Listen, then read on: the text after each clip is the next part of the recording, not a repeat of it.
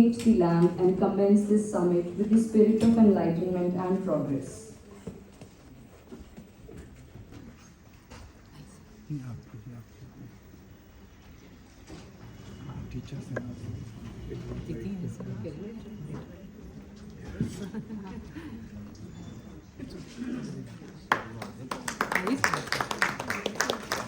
Sachar, Mr. R.P. Srivastava, Shri Subhendu J. Sinha.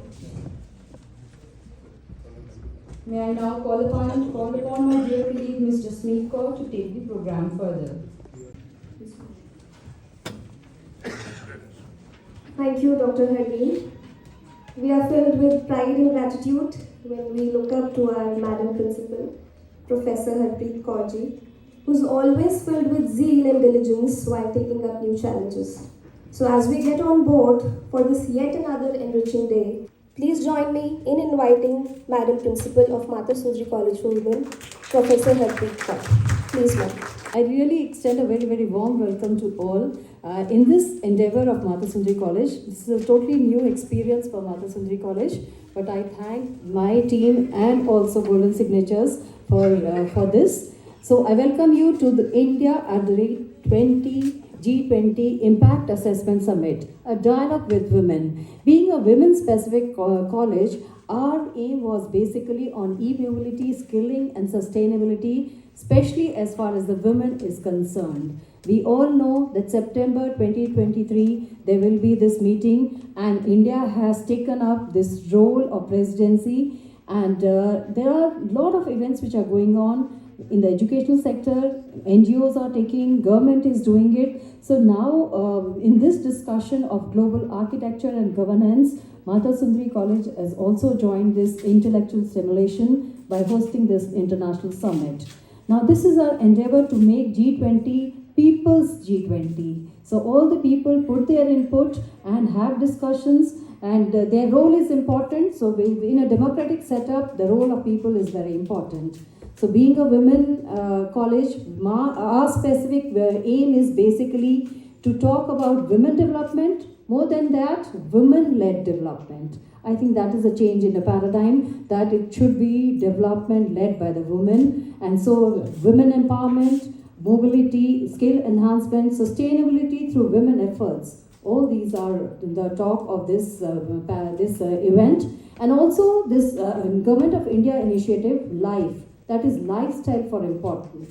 Environment. This is very important because environmentally conscious practices are very important. So based on India's sustainable tradition, that is I think the crux of it. We have to move towards cleaner and greener future, but that should be based on our own practices, indigenous practices, our own practices emanating from the culture. So this day-long summit will have a lot of keynote speeches, panel discussions and technical sessions. In this backdrop, I welcome all the guests on the stage and in the hall also. So we have people from academics also. Along with it, we have people from the corporate world. And so on behalf of Sardar Vikramjit Singh Sahni, Chairman Governing Body and Member Rajya Sabha, I extend a very warm welcome first of all to Professor Charan Singh. Professor Charan Singh is a known personality, and he is, I think, active in many fronts. So if I appreciate and if I talk about him, I think it will talk very long, because he is a Sikh scholar also, and his foundation, where he's now heading, comes up with lot many activities on the daily basis. I think there are a lot of talk on monetary and fiscal policies and so on, and he's a part of the think tank and very closely associated with the government. So I welcome you, sir, for joining us, sparing your valuable time. Then we have also Subhendu J. Sinha ji. I think he had to leave due to some commitments, but he'll be joining us shortly.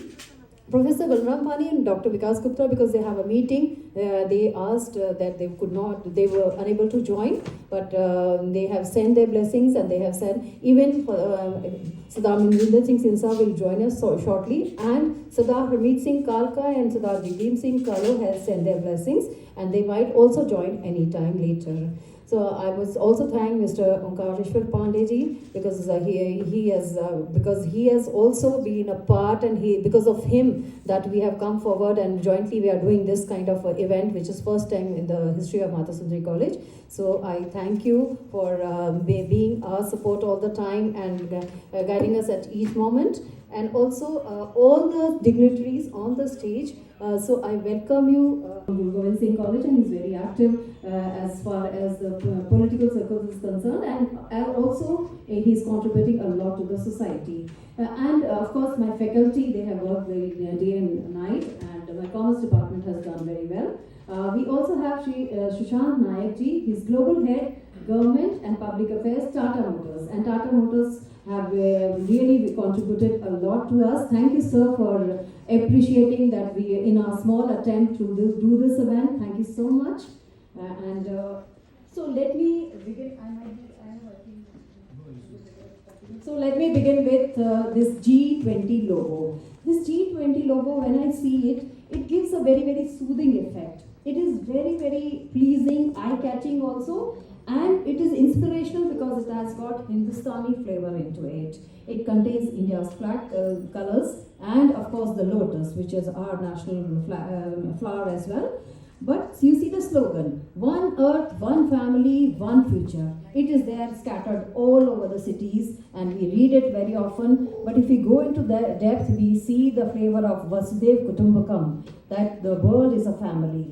And so in this backdrop, I also want to quote from Akal Ustad Bani of Guru Gobind Singh Ji, Manas ki jaat sabhe eke pehchan ho, recognizing the human race as one. So this concept of universal guild, this brotherhood, this is very much inherent into our rich legacy, and this is what we are interpreting, and this is what we are projecting through G20, that India has got those roots, those things which we can tell the world and guide the world also. We all know our half of the demography dividend all over the world, and if women are actually not taken into consideration, a nation cannot progress. So education and skilling of women is largely the crux of development. So equipping women with employable skill is the main crux, which will boost productivity also, and it will provide occupational choices to women also. Now we are coming out of the strict regime, and there are a host of opportunities which are available to us. So if we see host of governmental schemes which are working especially in the rural areas, the skill acquisition and knowledge awareness for livelihood promotion, the Sankalp scheme, Deen Dayal Upadhyay Gramin Kaushal Yojana is a placement-linked skill development program for the rural youth, especially the women. Jan Shikshan Sansthan, skilling of non-literate and school dropouts, especially women. So these are working in rural areas. These are just indicative. There are many programs which the government of India is running, and successfully there are a lot of success stories also. But let me talk about the women leaders also. We see women leaders all over, whether it is in the field of education, whether it is the field whether we see in government, whether women entrepreneurs are there. And if I say that women entrepreneurs are almost 50% of all the entrepreneurs, because in India that way, a lot of startups are there and women take the lead there. And there are some very popular names. For example, if I say Vanda Nuta, I think we all know. She's a popular beauty, health and fitness brand. And VLCC Group, we all know about it. She is there. Kiran Mujumdar Shaw of Bicon Limited. Then this Gulleen Kaur Tikku is there, who is working as an advisor of financial advisory firm.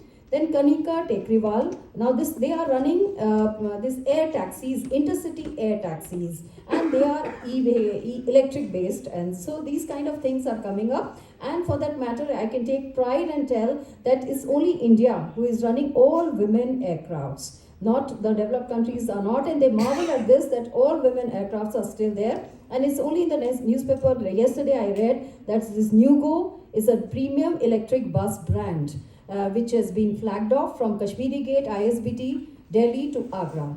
And this interstate bus was operated by a team of skilled and experienced women pilots, in-bus host, and all women passengers. So when we see a lot of things happening which are not very comfortable in the buses, these kind of endeavors is really truly appreciable.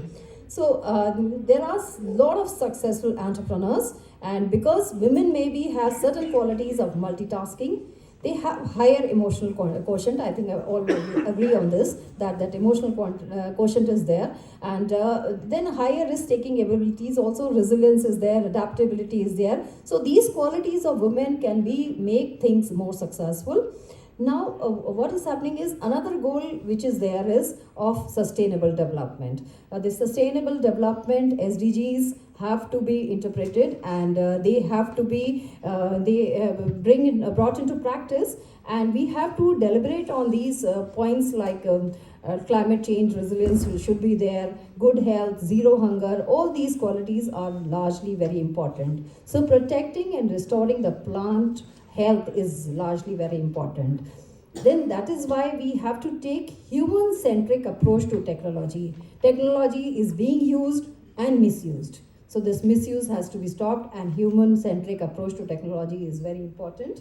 So I welcome you, sir, and I will invite you to give theme of this event. Thank you. From all of you, that we were really little delayed, and little hodgepodge was also there. So I personally apologize from all of you. And already Dr. Harpreet Kaur, Principal Madam, has already given her welcome speech, so I do not need to repeat the things, but I extend my warmest welcome to all the honorable and illustrious dignitaries and guests who are present here at this grand conference. I especially thank Mr. Sushant Nayak. He has especially, taken out time to come from Mumbai, and he is the global head of Government Affairs and Public Policy, Tata Motors Mumbai. He is also the chairman of E-Mobility Group of Siam.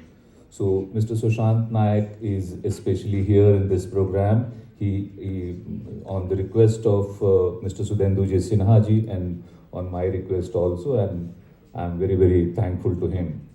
So I also thank Mr. Yashpal Sachar, who is the Vice President of Corporate Affairs of this Ashok Leland Group. He had to join the second session, but we requested him to join this session. Mr. P.R. Swaroop, Director General of CIDC, is the Government of India, is here. He has especially taken out time to join our program. I especially welcome on the dais. And Mr. R.K. Srivastava, Advisor Electric EVA and Danish Consortium for Academic Craftsmanship. He had also been Joint Secretary in the Government of India, Ministry of Textiles. I also welcome him. And I again welcome our Honorable GB members, Shri Ranveer Singh ji and Kulveer Singh ji, on behalf of my golden signatures. I'm not going to take much of your time because already Madam has given you the outlook of the whole program. This program has been envisioned, this is the second program which we are doing on related to e-mobility. The first program we did it in Hotel Meridian this year only in January, and that was EY for EV, electrifying youth for electric vehicles, energizing youth for electric vehicles. This is the first of its kind program which is connecting the e-mobility segment, policy people from the government to the academia, to the youth. So this is not one another, B2B program which has been happening everywhere. E-mobility at the core of the government's agenda nowadays, and everywhere all the mobility companies are turning into this e-mobility segment. And it has a large angle, a big angle of the women empowerment also. That's why this program has been, called as a new dialogue with women. So why women are important? Because women are not only buying electric vehicles, they're also working towards the electrification of mobility. thousands of women in India are making great contributions every day in electric mobility, which is a significant improvement in women empowerment.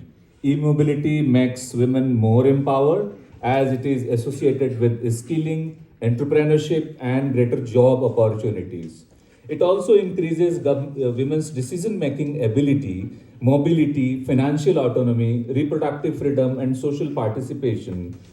And I won't go much detail, but for every 10 new hires in the EV sector, just for a data, 6 tend to be women skilled in business modeling, design development, e-mobility, and renewable energy development. I think I'm not the right person to talk about this. The people who are directly related to this industry, the top people of this country are here on this stage. I also welcome Mr. Mukul Mathuri. He has come especially from the Mahindra Group. He is also there. So the industry people are there, academic people are there, and we all, users or buyers or, related to this EV movement, we are here. So we are here to listen about him. So I won't take much of time. This program will happen in 3 major sessions. The second session we will club with because of, some guests have to come late, and there will be one exclusive panel of the women where women will be sitting. High Commissioner of Rwanda, Her Excellency Mokangira, has accepted our invitation. She would be coming. One another lady from America, she will be specially joining for our program, and many other people are there. I don't want to take their names. Their names are there in our agenda list. With these words, I want to thank everybody, and especially our esteemed guests who are on the dais. Thank you very much.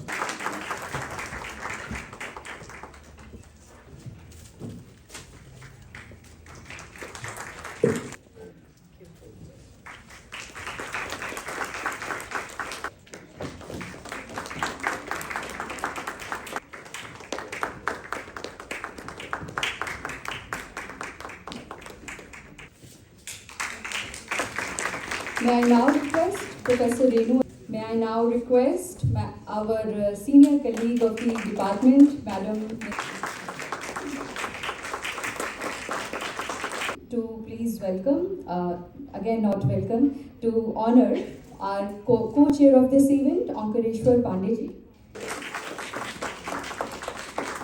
Unveil this book, which has been prepared by the faculties of Mata Sundari College, and some good articles of the writers are also there.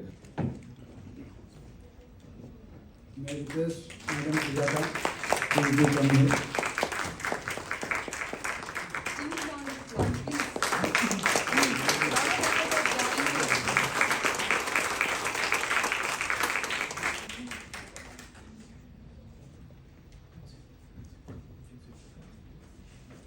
We have with us today our esteemed guest, Mr. Sushant Nayak, who is the Global Head, Government Affairs and Public Policy of Tata Motors. He is also the Chairman of Siam Electric Mobility Group and Global Head of Government and Public Affairs at Tata Motors Limited. He is the CEO of EMC West Asia JLT and National Head of the Government Banking Group at ICICI Bank. He has represented Tata Motors at various forums and committees constituted by the government. I would like to invite our guest, Mr. Sushant Nayak, to join us on the dais and deliver his. Very good morning to all. Good morning. No, this is not a Nari Shakti good morning. So again we'll try. Very good morning to everyone. Good morning. That's good. So this is the electrified good morning. So nice to hear. So dignitaries on the dais, dignitary of the dais, ladies and gentlemen, very nice and my honor to be here to speak about the electric mobility, skilling and sustainability, a new dialogue with the women.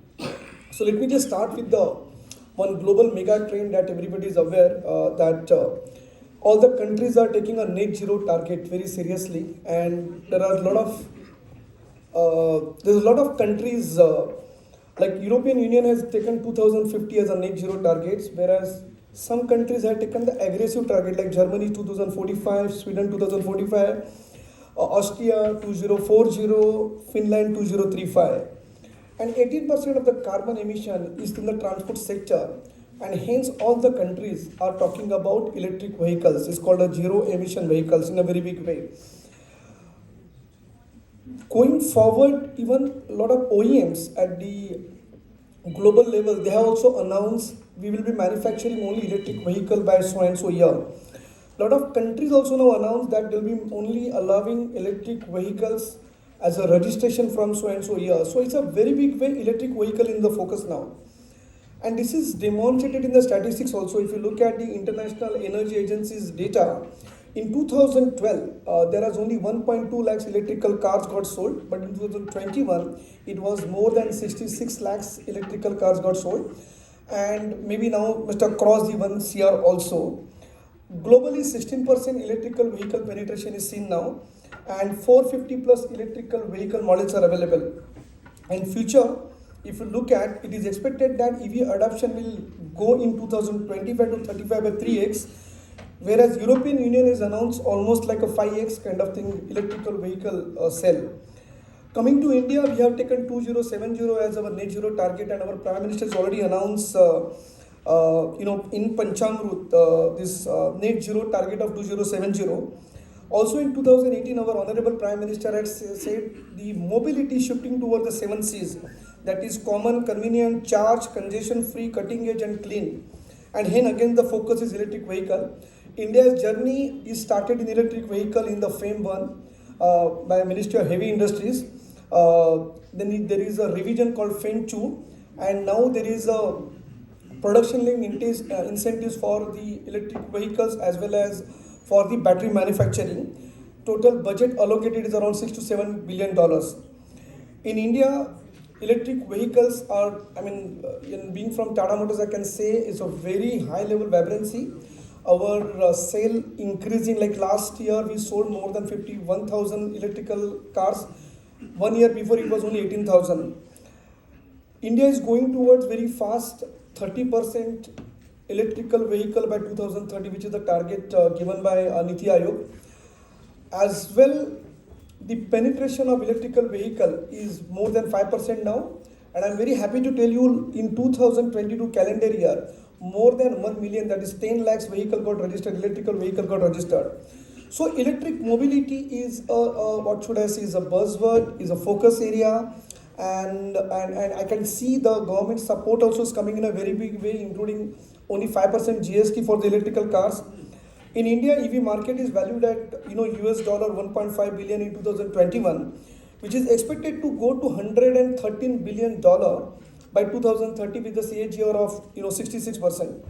So coming to the opportunities for the women, it's a humongous, I would say, huge opportunity for the entrepreneurs, job opportunities, as well as so many value chain opportunities are coming up.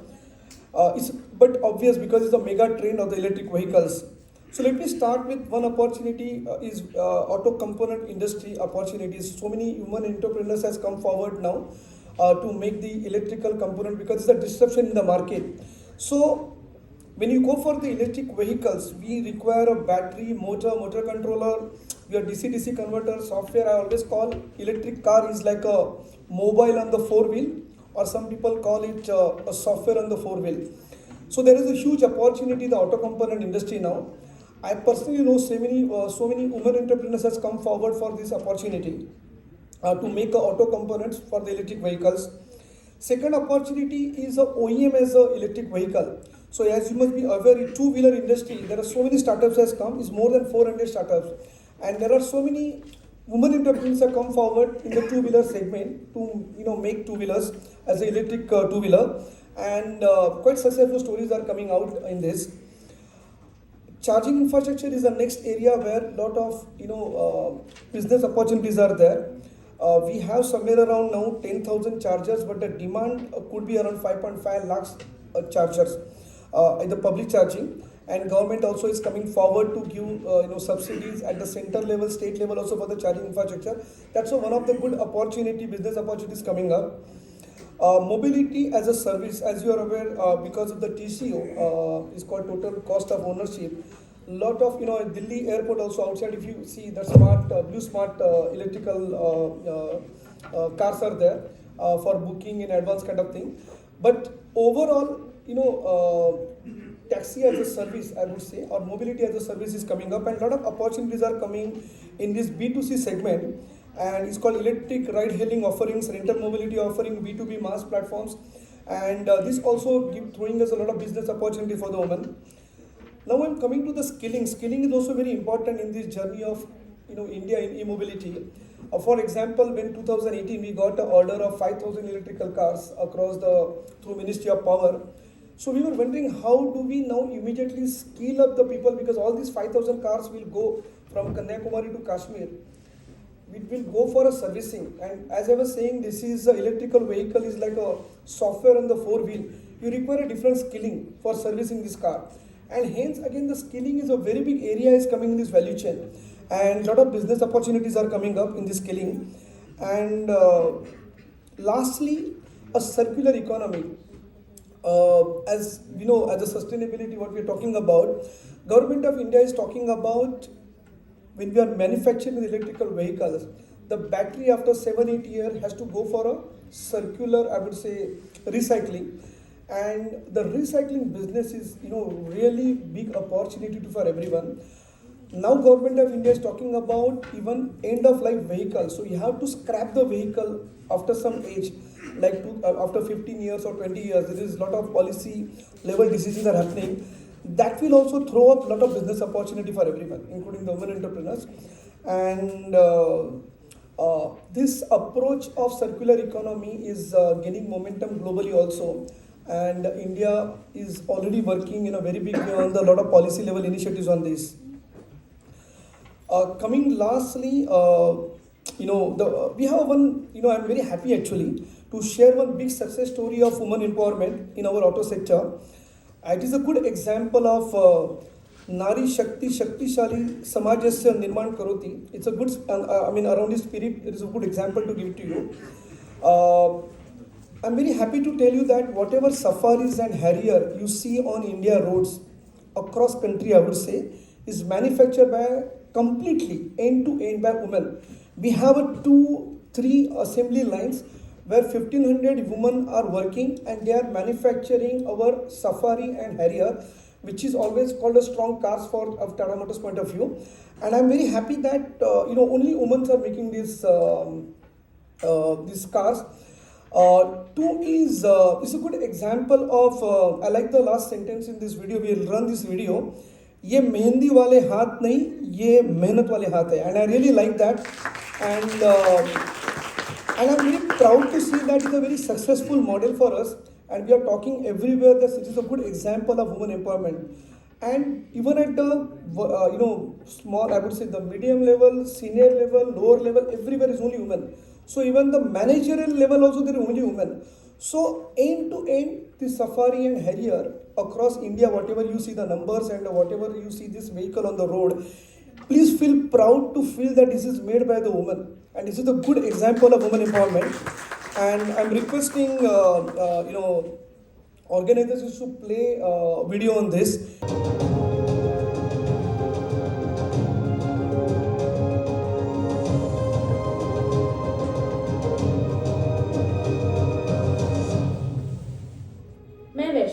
मैं Tata Motors में गाड़ियाँ बनाती हूँ। मैं अकेली ही नहीं, बल्कि Tata Harrier और टाटा सफारी एसयूवी की पूरी असेंबली लाइन महिलाओं की है। हाँ, आपने सही सुना। रास्ते पर चलती हर एक टाटा सफारी और टाटा हैरियर पूरी तरह महिलाओं ने बनाई है। मैं धनश्री। प्रीमियम एसयूवी गाड़ियाँ खुद के हाथों से बनाने का एहसास कैसा होता है, ये मैं बता नहीं सकती। मैं बताती हूँ मुझे कैसा लगता है। मेरा नाम है नेहा और मुझे ये काम करके बड़ा पावरफुल महसूस होता है, क्योंकि हम गाड़ियाँ ही इतनी पावरफुल बनाते हैं।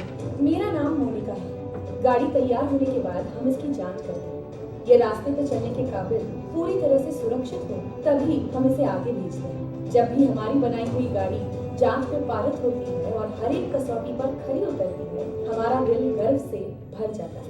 मेरा नाम प्रियंका है। टाटा मोटर्स में काम करने की वजह से मुझे जिंदगी का सही गियर मिल गया। टाटा मोटर्स ने मुझे बहुत आत्मविश्वास दिया। मैंने कभी सपनों में भी नहीं सोचा था कि मैं गाड़ियाँ बनाऊंगी।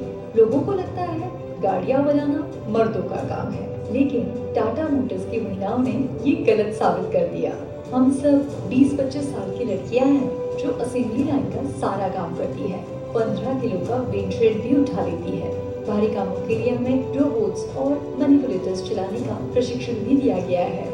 हमारे यहाँ लगभग 1500 महिलाएं नाइट शिफ्ट के साथ साथ 3 शिफ्ट में काम करती है और सैकड़ों गाड़ियाँ बनाती है।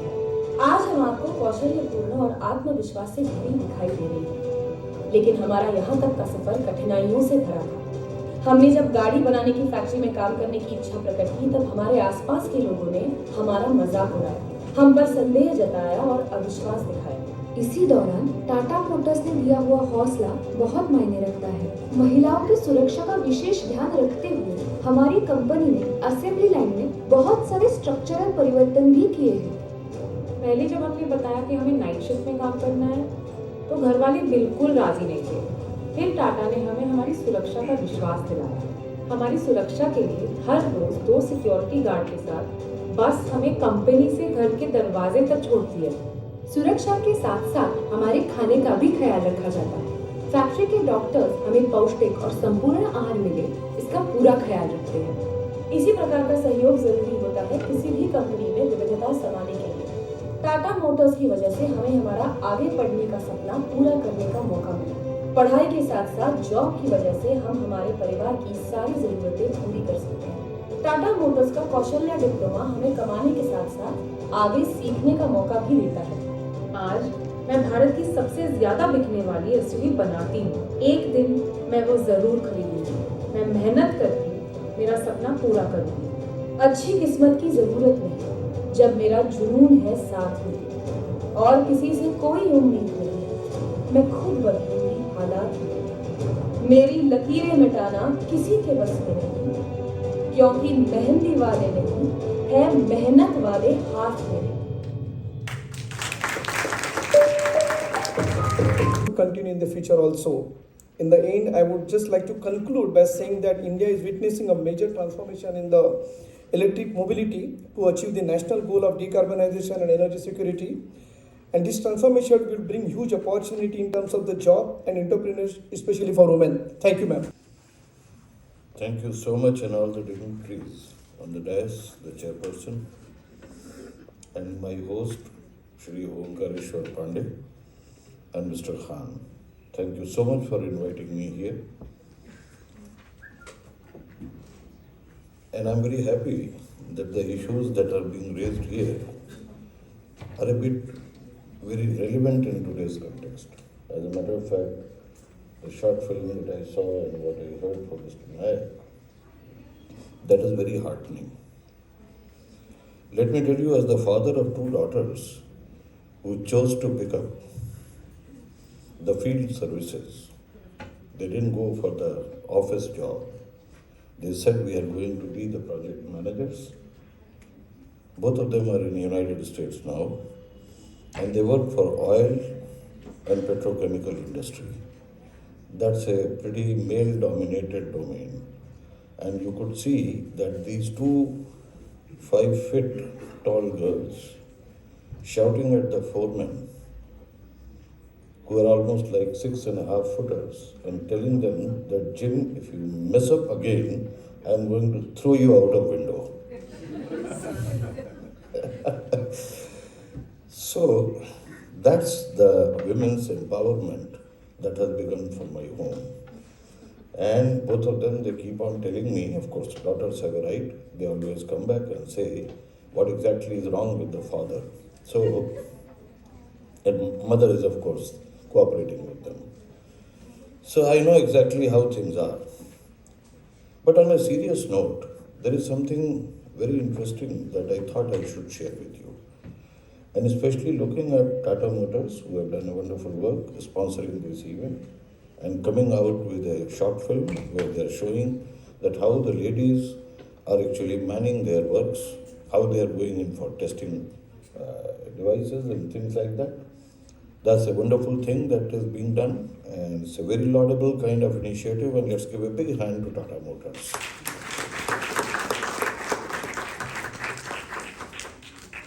We spoke about alternatives, and value-added alternatives. That is something which is very, very important. I come from construction industry, and it was way back in late 60s that I started my innings there, and I still carry on. There's a lot of profile changing that has taken place. I remember in late 60s and 70s, the gender ratio on construction projects used to be almost 55 versus 45. And it was 45% women who used to be working there. Most of the works were manual works, and the workers who used to come invariably used to come along with their wives, with their entire family, and children used to work. Of course, labor laws weren't very hard those days. And it was entire families who used to work, so that used to be the ratio. My council keeps on looking at the numbers and figures, and a very astounding figure comes out that the number of women in construction industry, which is probably the biggest industry or industrial activity in the country, has now dwindled to hardly about 6 or 7%. It's a very sad situation. We are trying to improve upon that. But what I'm going to be talking now is something which is very interesting and relevant to even Tata Motors for that matter. We have come a long way when it comes to making automobiles and the kind of prime fuel that we require for that. So of course it started with petrol-driven vehicles, and then heavy vehicles used to be diesel-driven. And I know my days in Jamshedpur when I used to be working very close to where telco factory is there, and all kind of equipment was being produced, which was primarily diesel-driven. Then of course we saw the advent of vehicles which were moving with diesel as the fuel. Possibly it was cheaper, and that's the reason why there were improvements, of course. And now we have entered an era when we are talking about the EVs, the electrical vehicles. And why are we doing that? It's consonance with the kind of theme that we are talking about. We are talking about the green planet, we are talking about reduction of the carbon footprint and things like that. Let me reveal this to you, that possibly we are proud to be in a country which is likely to become the largest energy producers in the country, in the world. The only difference is that now we will be talking about green hydrogen as the fuel. Many of you might have heard about it, but that's a thing of future. And which are the two sectors that are going to be very, very desperately affected by this? That's going to be the biggest disruptor. The first is the infrastructure sector, the manufacturing sector, and transportation sector. Very soon you will see that the metros which are running there on the hydrogen fuel, the vehicular traffic that you see will be hydrogen driven. As a matter of fact, experiments are on. And I must compliment House of Tatas for one more thing. And that is that even for manufacturing of steel, they have started an experiment, and if I have to believe the news reports, starting from 21st May to 25th of May, in Jamshedpur blast furnace, they have replaced the coal with green hydrogen. What do we mean by green hydrogen? The fact of the matter is that hydrogen is basically categorized in a colloquial sense in three compartments. The first one is what we call as grey hydrogen. This is the one which comes as a part and parcel of the mining and other things. When you do the coal mining and others, then trapped hydrogen comes. And that is the hydrogen that is being used today for refining purposes. So many of the oil companies like Indian Oil Corporation and several more, they are using that hydrogen. Then you have the blue hydrogen.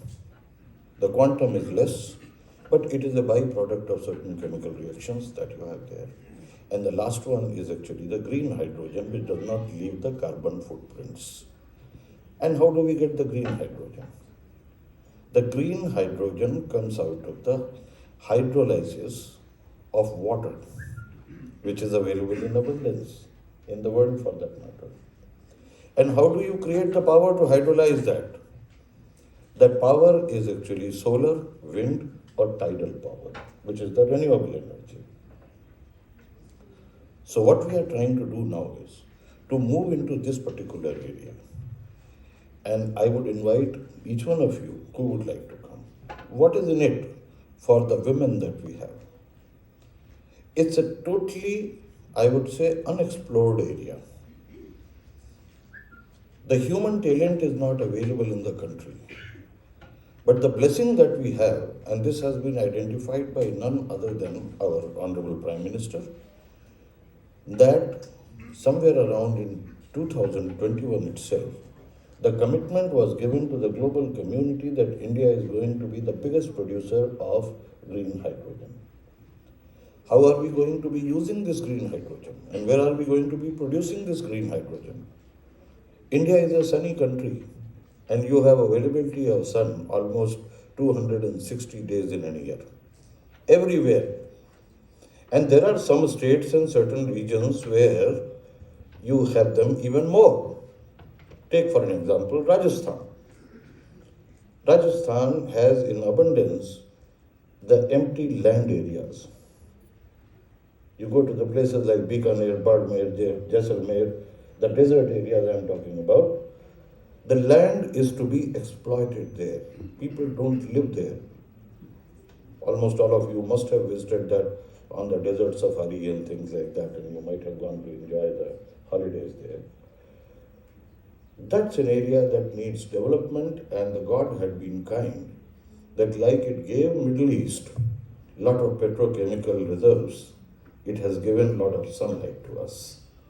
And the beauty is that when you get back in the evening time and night time, then the wind that blows there is also good enough to produce electricity. So you can get around the clock supply of the cleanest energy that you have. So what do we do with this energy? We use it to create hydrogen. We have recently entered into an agreement with the South Koreans, who are supposed to be making the best hydrolyzers in the world. They are setting up number of plants there. Now the limitation that you have with the hydrogen is that you cannot transport it to longer distances like petrochemical fuel, and you cannot store it also. It requires huge volume, and it is explosive, like explosive.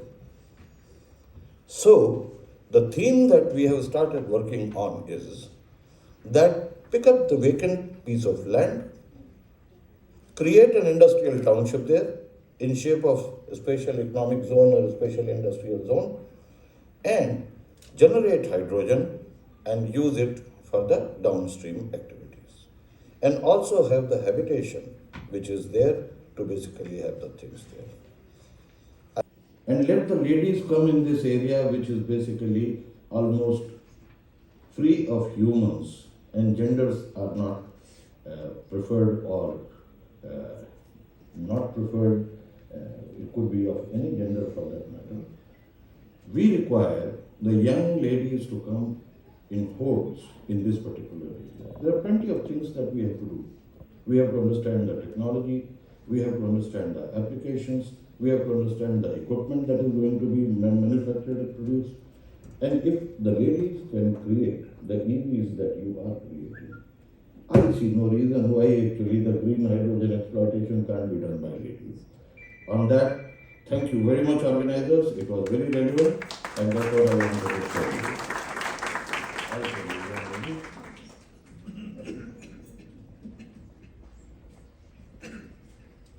Thank you very much, sir.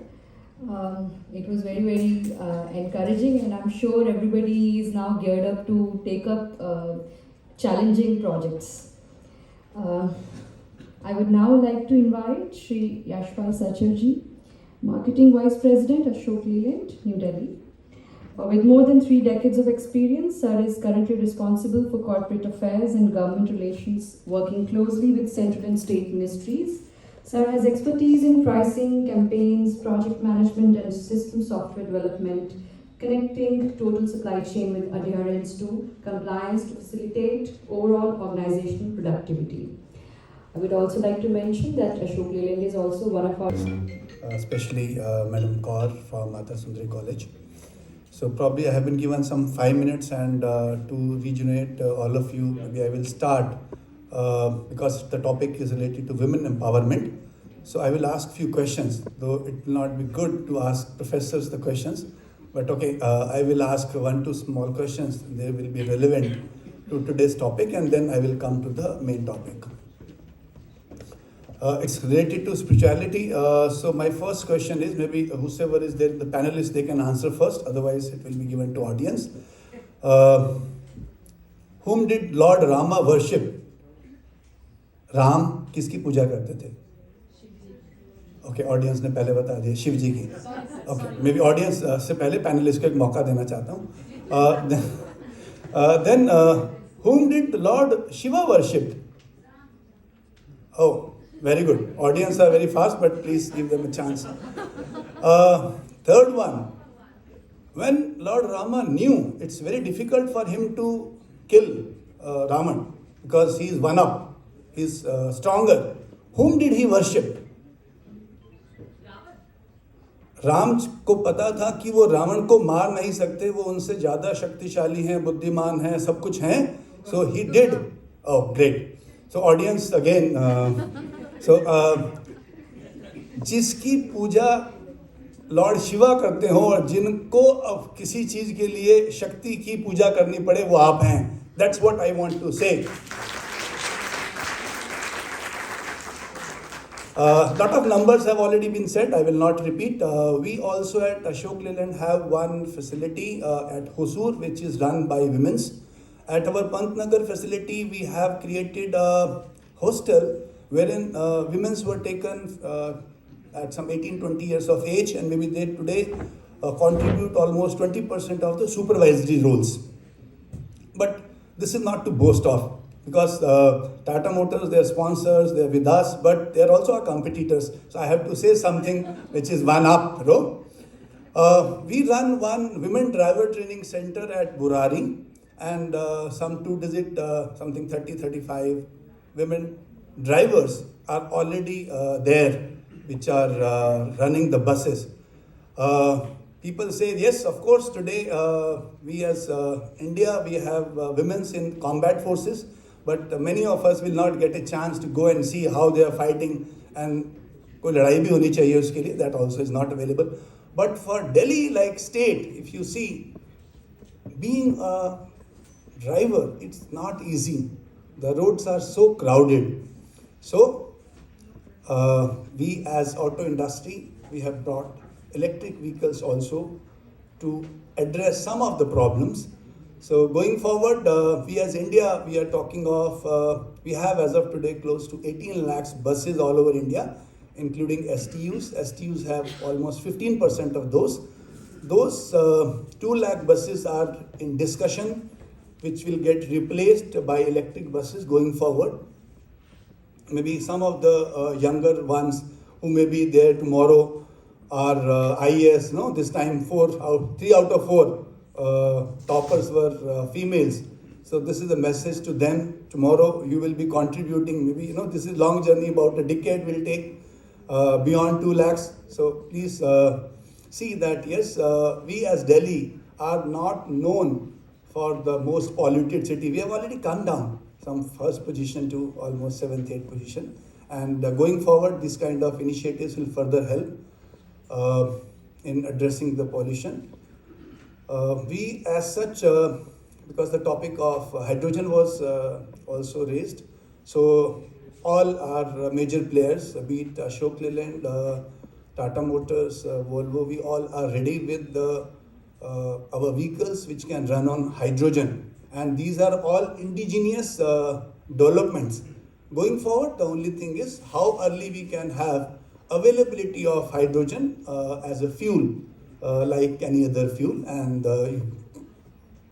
you will see we as a nation, we are not lagging as of now in terms of technology. We are at par with the best of world in terms of hydrogen, hydrogen fuel cell, even methanol. So the nation today is under leadership of our Honorable Prime Minister, is working on all kind of available fronts. Academic craftsmanship. Sir has largely served in critical areas of industrialization, technology transfers, and employment generation, such as setting up process and product development centers. And he's also the technologist for the setting up of Center for the Development of Glass Industry. Thank you so much. Ladies and gentlemen, dignitaries sitting on dais. First of all, let me confess that I am not a very good orator. So I always used to address the captive audiences. So if something is like missing, so just forgive me. One thing which I want to tell to everybody, that skilling and entrepreneurship is very close to my heart. So I can speak for hours, I can speak for days on that. So that is one thing, but I have to summarize everything in 5 minutes.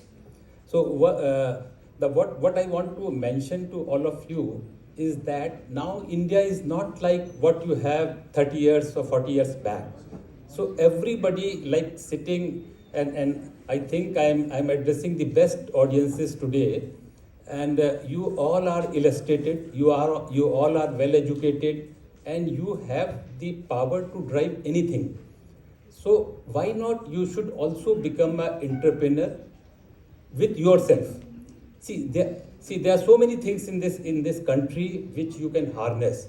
Not only the electronic goods or something like that, but there are so many employment generating sectors like handicrafts, handloom, silk, jute, carpet, and so many other things where you can contribute immense. And today, the things by Government of India has been made so easy to roll out that you can form a one OPC company, you can form a SHG, you can form a cooperative, you can form a producer group company, and all are legitimate entities. So, and today, one thing which has been so much eased out, I don't know, probably you know or don't know, up to 5 crore rupees of loan from SIDBI, you don't need any collateral. So anybody can set up a small unit with a finance from the bankers, from the SIDBI, or any other financial institutions if you don't have resources. But to the entrepreneurs, I always used to tell that first put up your own money.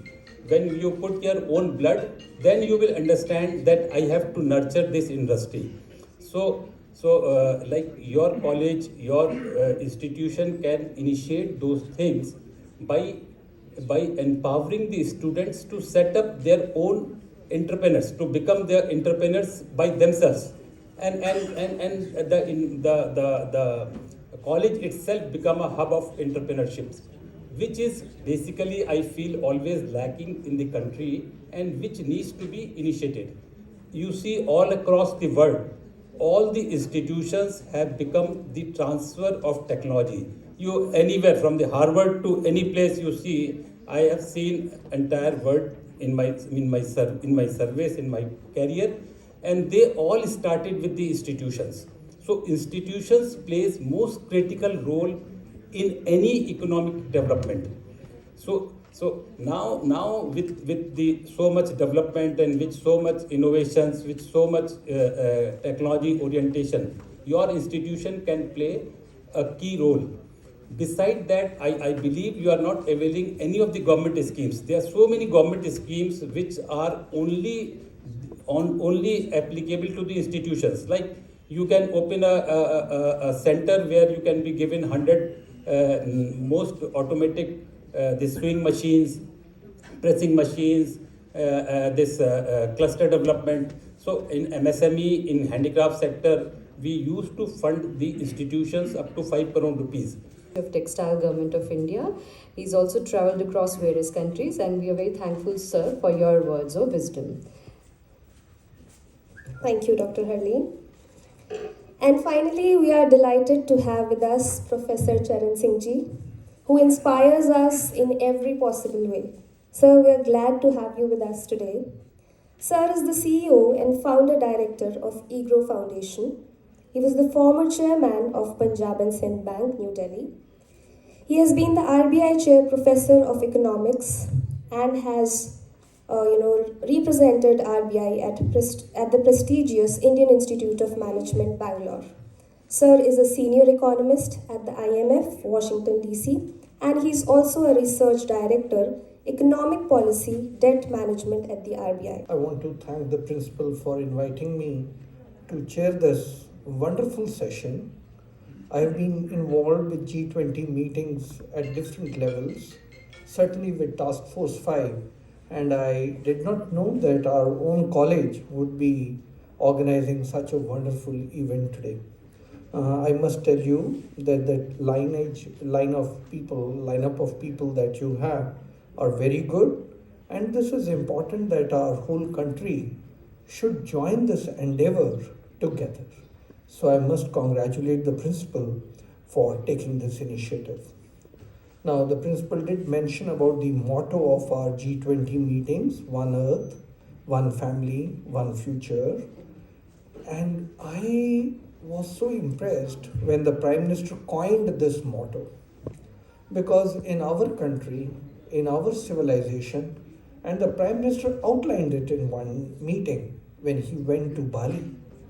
He said, look, our country, India, has a civilization which is 5,000 years old.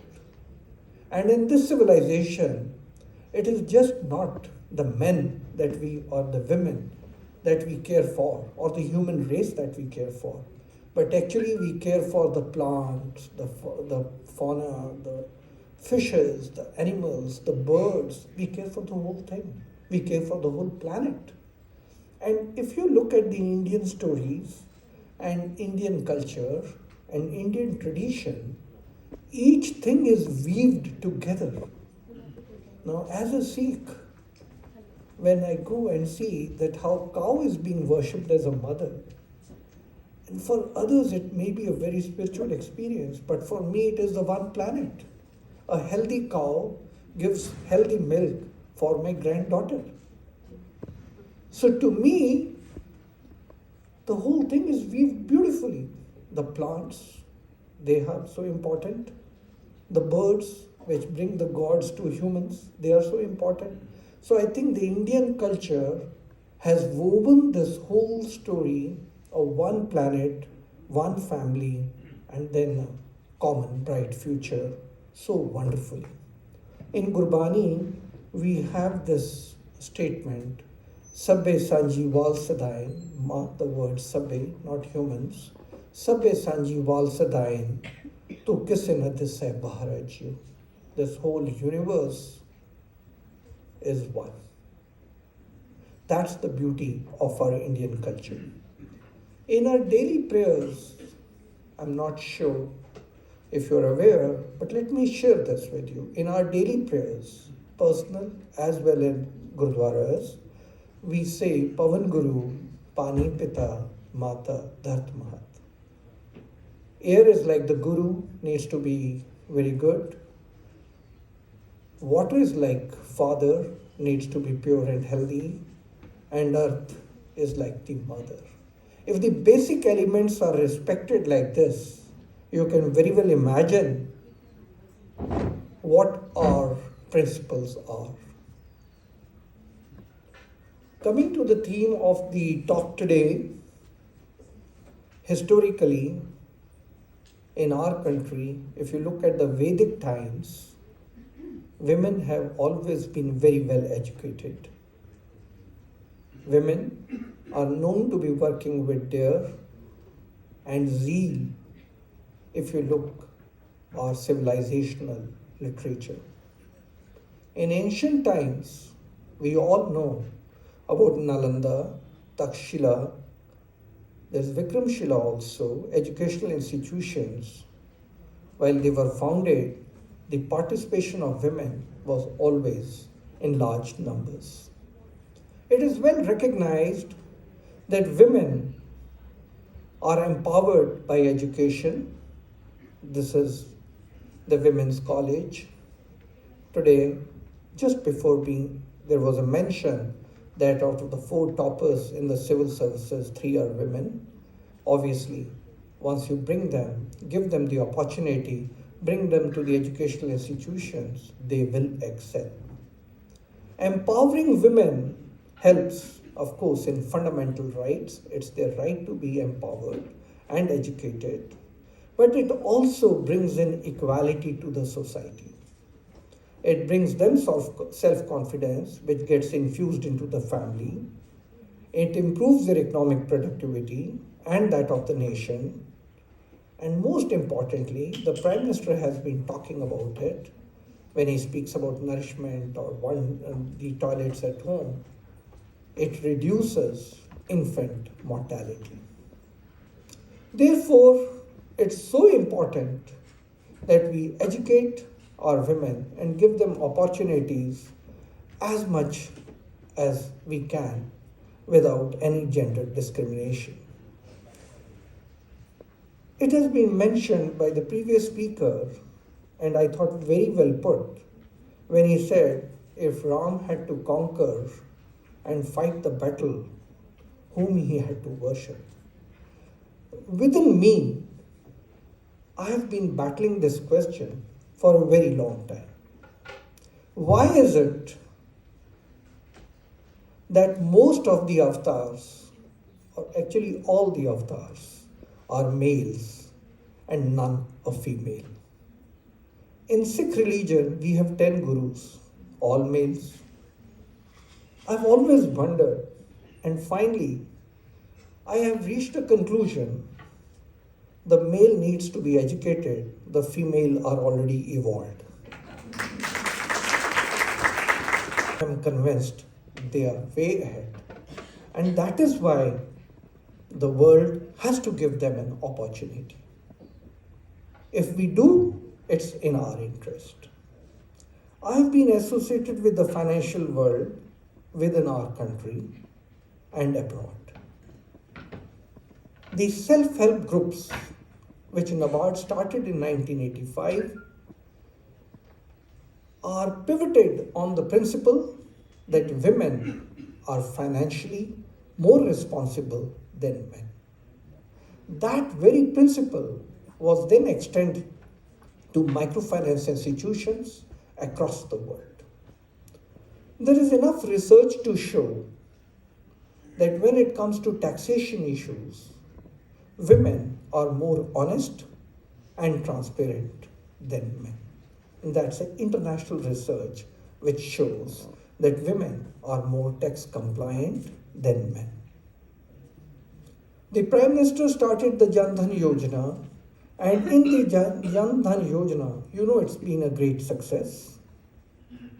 And I used to do surveys as RBI chair professor at Bangalore of areas around Bangalore, and one special on Tumkur, which is published extensively.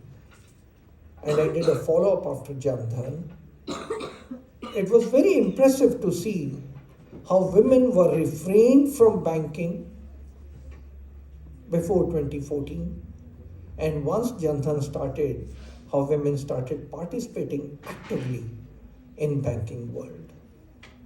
56% of the account holders under Jan Dhan are women. To that extent, they are getting empowered. If you look at the Mudra loans, which was started by the Prime Minister much later, 23% of the loans are with women. The ticket size is about 55,000. It's a Shishu loan. And generally, these loans are in the Kriana grocery business. 36% of the Mudra loans are coming from South, 17% coming from East, another 17% coming from Central India. West and North India are lagging behind. If you look at the startups culture, very impressive. 18% are women if you look between the period 2019 to 2022. And if you look up the unicorns, about 9,900 of them, 36% either are headed by a woman or have a women member in it. The government has initiated, and I think it's a very good platform, Har Start platform, to encourage women, and they're going to be giving rupees 20,000 per month for about a year to encourage women to join. Stand Up India has again been playing a very important role in encouraging women to join the workforce. It has helped numerous lives. 80% of the loans under Stand Up India are with women. So I think women have started now joining the workforce. In India, as was rightly pointed out, the female labor force participation is the lowest in the world, around 20%. The world average is 60%. In our neighborhood is 80% if you look at Bangladesh and Nepal. It's time that our women join the workforce, and in this Amrit Kal, this 25 years that the Prime Minister has earmarked for us, just imagine if our women join the workforce without doing anything further. Education has already been invested in them, how fast we will grow. There are studies by the International Monetary Fund which say that if women join us as much as men in the workforce, in the labor force, our GDP will increase between 2 to 3%, nothing else to be done. No education investment to be done. So very important that women join us. And it's important that if you look at the financial world, I'm very happy to see what Tata Motors did. I'm very happy that there are others who are bringing the women to fight on the daily roads and bring them as drivers or whatever possible. Very challenging task. But at the board level, I still find that women are not there. I think they need to break that glass ceiling and join at the board level. Now, Madam Principal, your chairman, Mr. Vikramjit Singh, is doing a good work in saving women in distress in Dubai and Oman. You are a women's college, and believe me, you are a pride for all of us. To make a beginning, is it possible that the women that Vikramjit Singh ji is bringing back, you could adopt them, guide them, handhold them, and lead them into the workforce within our country so that they don't have to go out and get exploited? There must be many women who are waiting to go and to be exploited by the agents. If you could identify those, and you would supplement the efforts of your chairman, but you will be doing a great human work for our country, ensuring that there is enough within our country that our women can live with dignity and earn for their family. After all, women go out, as I mentioned in my brief talk, they are financially very responsible, and they go out to earn money for their family, which they remit back home. But if we are able to generate it within our country, skillfully engage them, employ them, I think it will be a lesson, it will be an illustration for the rest of our country. Once you do it, Madam Principal, I'm sure Lady Shriram, Miranda College will follow suit. We'll get an opportunity, one-man action. You spoke in my introduction about EGROW. I must mention a line. We set up EGROW in 2018 to show to the world that here is India, here is America, and here is Africa. America has the largest antidepressant market. In India, it's difficult to find a psychiatrist in a city. In Africa, there's a jungle raj.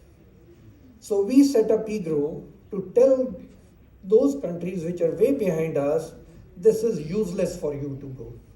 This is the place to come.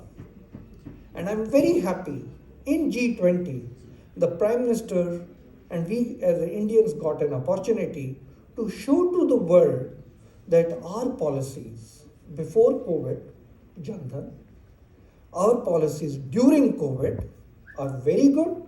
Otherwise, we would have gone the American way where banks started collapsing. So this is a great opportunity that we have, but at eGrow we have been talking, thinking and working on this. Reference journals, because these are so well conceived and written, and I wish the best for today's deliberations. Thank you.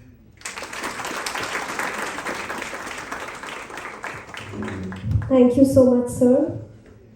A humble submission here that we have a lot of key takeaways from your speech today. And it is always very enlightening to hear from you, sir. We are proud to have such a learned person in the Sikh community. Thank you, sir. Going forward, I would like to invite Mr. Omkareshwar Pandey. पिछले कार्यक्रम से हम लोगों ने एक शुरुआत करी, mission life जो प्राइम मिनिस्टर ने लॉन्च किया है, उसका ओथ लेने की प्रक्रिया, क्योंकि कई बार सरकार के अच्छे काम भी आम लोगों तक पहुंच नहीं पाते क्योंकि उसकी पब्लिसिटी नहीं होती। तो पिछले EY फॉर EV प्रोग्राम में भी हमने मिशन लाइफ का ओथ सबको दिलवाया था, और इस बार हम लोगों ने उसको थोड़ा और इनोवेट किया है, क्योंकि हम ग्रीन प्लैनेट की बात कर रहे हैं। आज हम green planet ambassador of green planet awards भी अनाउंस कर रहे हैं, बहुत ही सिलेक्टेड लोगों को, इंस्टीट्यूशंस को और इंडिविजुअल्स को। और हम बताना चाहते हैं कि ये अवार्ड, इसका कोई रजिस्ट्रेशन नहीं, कोई चार्ज नहीं, कोई हिडन चार्ज नहीं है। ये सिर्फ मेरिट बेस्ड अवार्ड्स हैं जो हम लोग एक देने की प्रक्रिया उसको कर रहे हैं। उससे पहले आज हम रिक्वेस्ट करेंगे माता सुंदरी कॉलेज के हमारे फैकल्टी से कि वो सबको एक ग्रीन वो दुपट्टे दें, और एक ग्रीन प्लैनेट का हम मैसेज देने के लिए हम लोगों ने दुपट्टे इकट्ठे किए हैं, वो हमारे ऑडियंस के लिए भी, और एक symbol of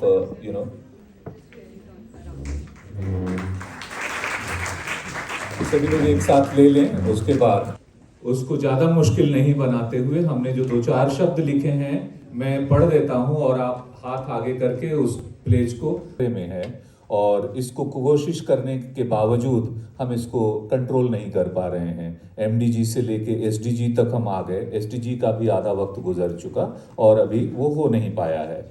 so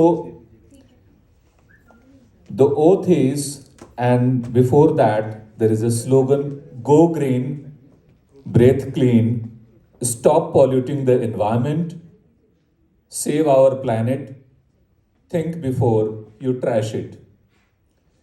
Then the 5 lines are there. Life is only possible on earth. It provides all the nature's resources. Due to many reasons, the earth is in danger. We can save the earth by saving natural resources. Today, we pledge to save the earth. आप इसको दोहरा दें. We pledge to save the earth by adopting Mission Life.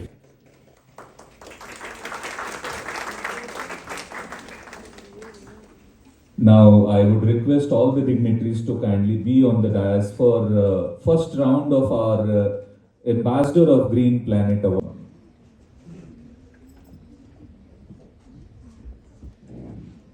So the first award, you have heard his speech. It's a marvelous speech he gave about, and he also talked about his work toward the gender balancing in the Tatas. Mr. Sushant Nayak is Global Head, Government and Public Affairs. Over 28 years of national global leadership position experience, has a strong strategic relationship in government domain. He had been dealing with the top central and state government officials, ministries, government connections and experience in SAARC, Middle East, Africa and Europe also. He is also chairman and co-chairman of various national and regional committees, chairman of Bilateral Trade and Indo-American Chamber of Commerce, executive council member of SIAM and vice president of Indo-African Chamber of Commerce and Industry, and so on. He is also CII chair of Advocacy Policy Panel, and is ex-vertical head of commercial vehicle in SMEV also. I request Honorable Charan Singh ji, Honorable Shri P.R. Swaroop ji and Madam Principal, the host of the program, to jointly confer the award to Mr. Sushant Nayak. Round of applause for Tata Motors as well as Mr. Sushant Nayak.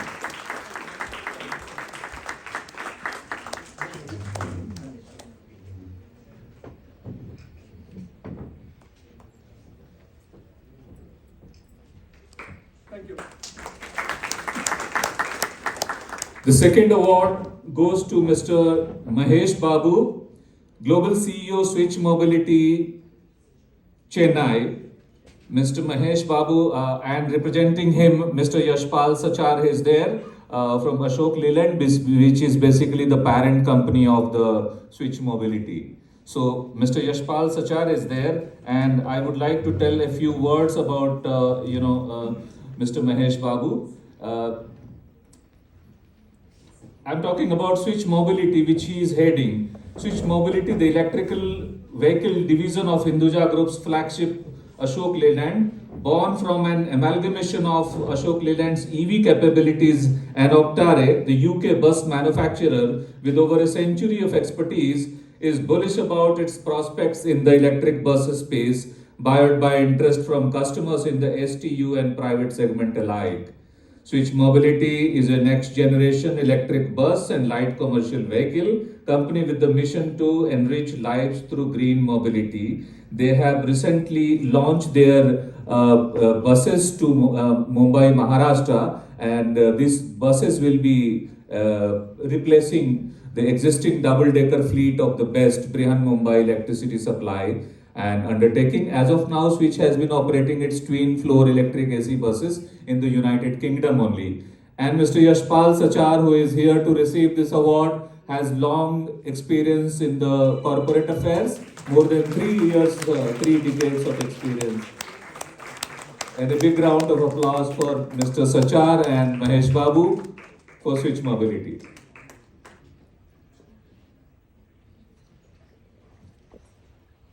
I think his memento is also there, so that should also be given simultaneously. Mr. Yashpal Sachar's memento will.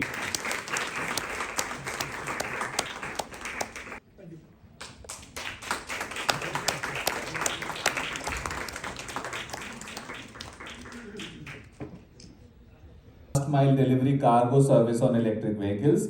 This has been considered a significant push to the government's agenda of generating employment opportunities, since her work is not only making our planet greener, but also providing opportunities to women. Our board of jury has chosen her name for the most prestigious award, Ambassador of Green Planet Awards. Suman Mishra, with a diverse experience, global experience across sectors and geographies, was delighted to step into a role as CEO of Last Mile Mobility in 2021. A big round of applause for Suman Mishra. And on behalf, Mr. Mathur is receiving.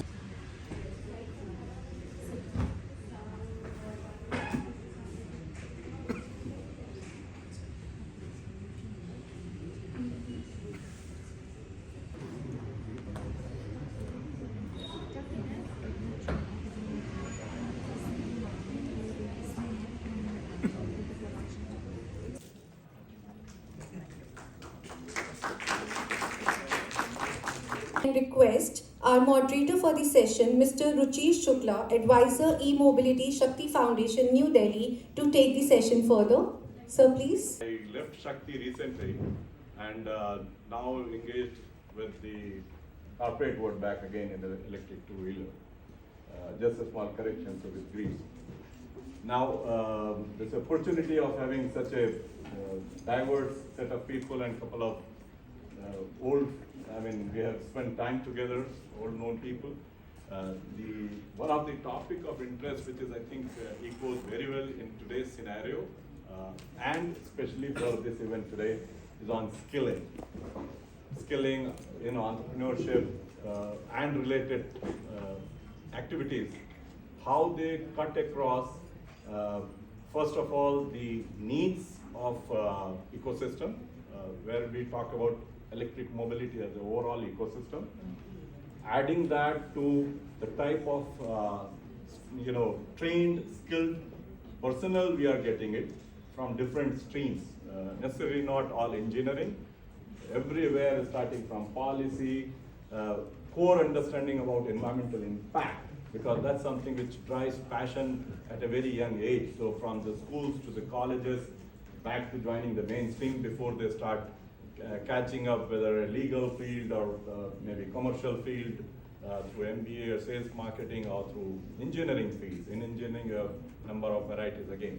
So how do we really go back to see the 5 why and see at the bottom of it that the sense of understanding that for all of us to stay happy in this planet, we need clean water, clean air, for sure. And then obviously along with that is the temperature related phenomena, which are somewhere interlinked. Also the places we can really see maximum and fastest possibility to decarbonize. And e-mobility is one of them. So with this quick opening remark, we'll attempt to find out ways and means our panel members believe we can really have important aspects which can be included possibly in various curriculum stage, and needs of one particular need which comes forward to my mind is we need more of doers, for doers like in these phenomena where we are looking product as a key reason.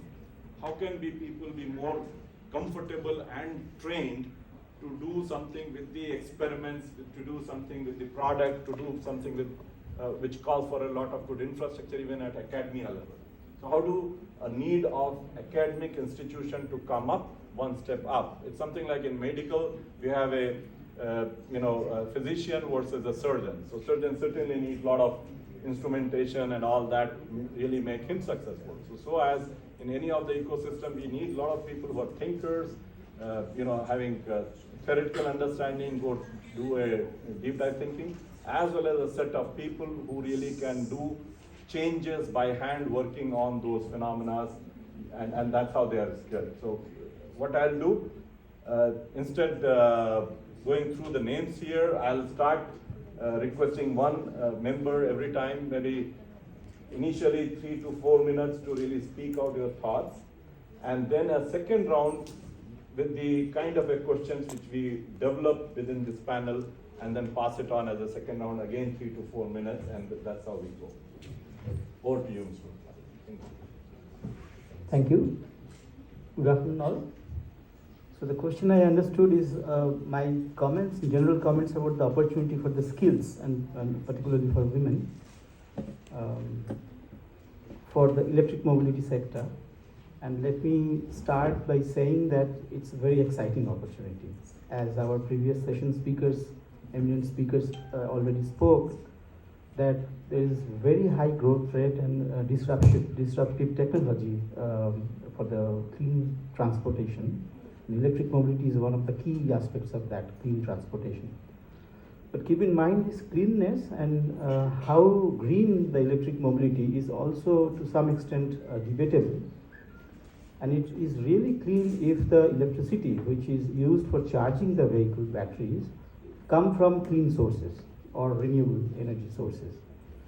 And therefore there is an automatic linkage between ensuring that the green energy is really used for electric mobility.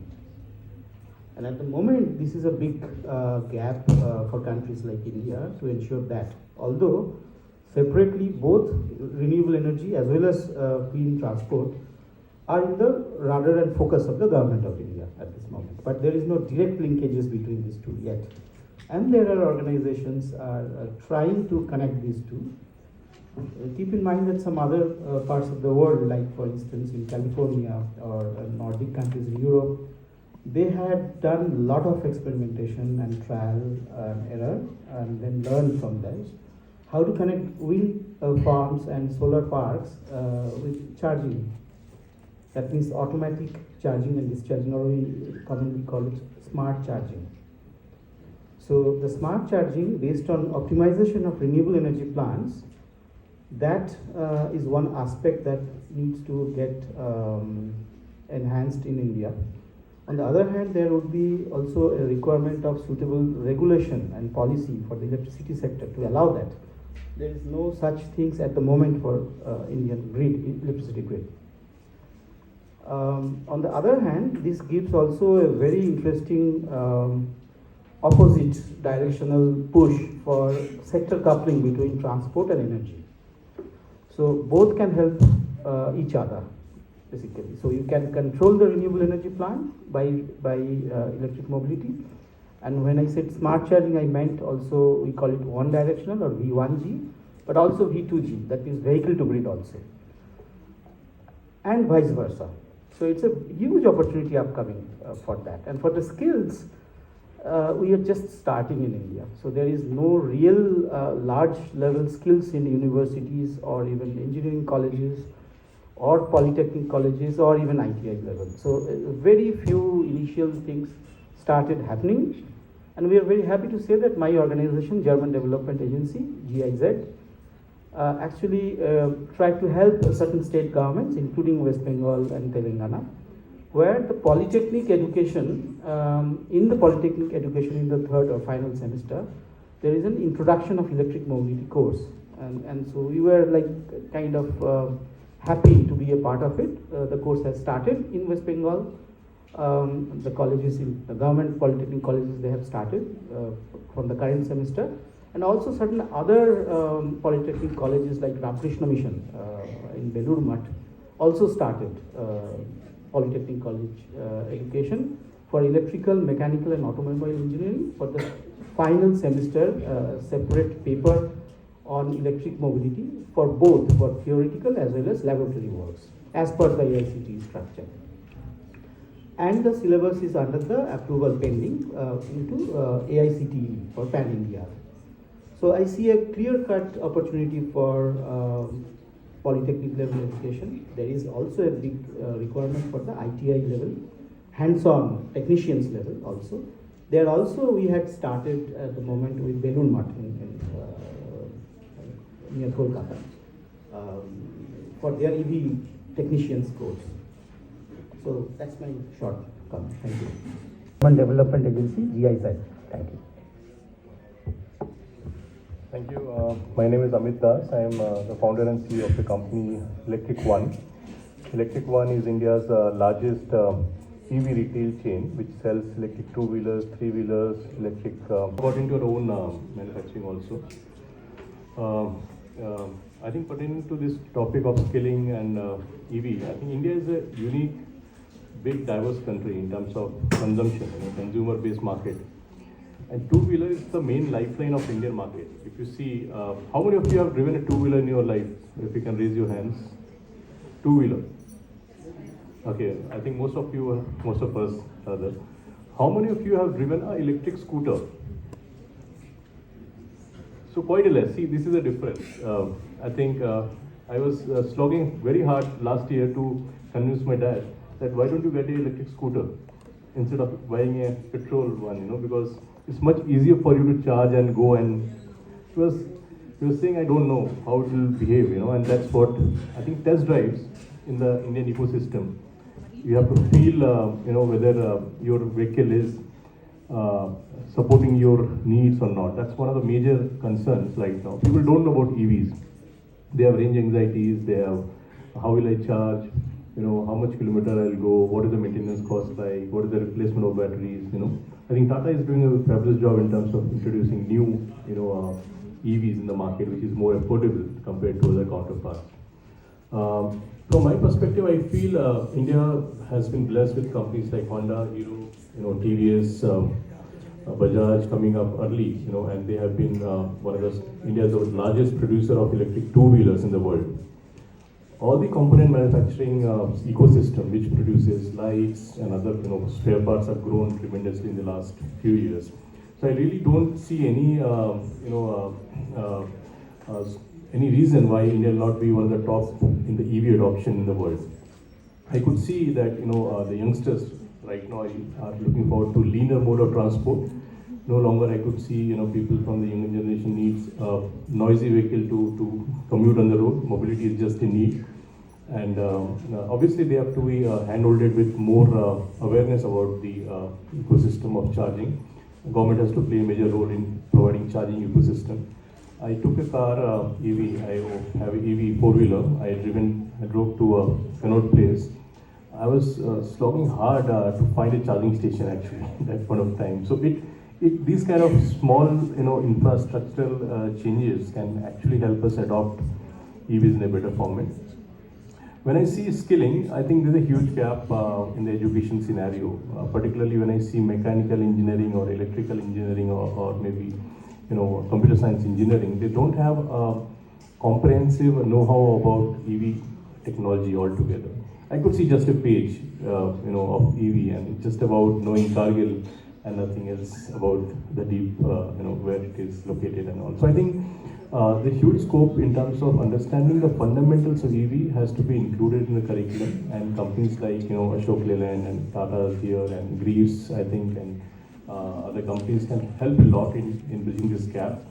It's a new segment, so reskilling is more important. There's no experience as such in the market. It's an opportunity for youth to just learn about EVs and be at top compared to other experienced guys who are in the petrol engine. So it's a very good opportunity for all of us here or the youth students to learn about EVs, and they can just start immediately with the job opportunities. It's a huge opportunity. Billions of dollars are being invested now, and I think it's just a start, you can say. They are specific to segments. When we talk about buses, the OEMs who are providing the buses, they are also providing the charging infrastructure in that depot. The depot gets converted from a diesel to a electric depot. And for intra-city within Delhi, the distance you have to cover. So those kind of range is already available with all the manufacturers. So what I'm trying to say, the concern of range anxiety and charging infrastructure is not applicable for electric buses, and government is all out to promote firstly public transport, because that avoids many cars. One bus is said to avoid something like 22 cars. One double decker is considered to avoid 40 cars, because he mentioned about Tata, so it becomes my role to say something about my organization also. Switch Mobility, which was talked about, is a 100% subsidiary of Ashok Leyland. We have a manufacturing facility in Leeds, London. We are building one facility in Spain, one in Ennore, Chennai, and fourth one may come in Lucknow, northern part of India. So we are expanding our footprints in India and overseas for electric mobility, because we see it a large opportunity. Now, skilling, which is the topic of today, there are 2-3 parts. When we say why skilling at all is required, we have been making buses for almost more than a decade. We ourselves are there in the business for the last 75 years.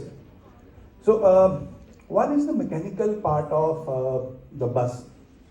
The second part is related to design, which even comes before the manufacturing design part, and a lot of electronics goes into it. So that's one where skilling opportunities are. Technology, we are all aware that today's era is characterized by VUCA and BANI. You must have come across these management jargons: volatility, uncertainty, complexity, and ambiguity. And BANI. BANI is one step ahead, that is brittle, anxious, non-linear, and incomprehensible. So these are the characteristics of the business environment. So what is relevant today will not be relevant tomorrow. Today we are talking of EVs, tomorrow we will be talking of something else. But the ultimate objective is that everybody should be at peace. Sarve bhavantu sukhina is the spirit. आप उसको English में कह लें, German में कह लें, Russian में कह लें, लेकिन हर इंसान का ऑब्जेक्टिव क्या होता है? To be at peace and to be happy. Even Chanakya had said in his sutras, what is the fundamental requirement of any human being? He says sukha, and then he has come out with so many sutras, but the fundamental is sukhasya moolam dharma, and the chain goes on.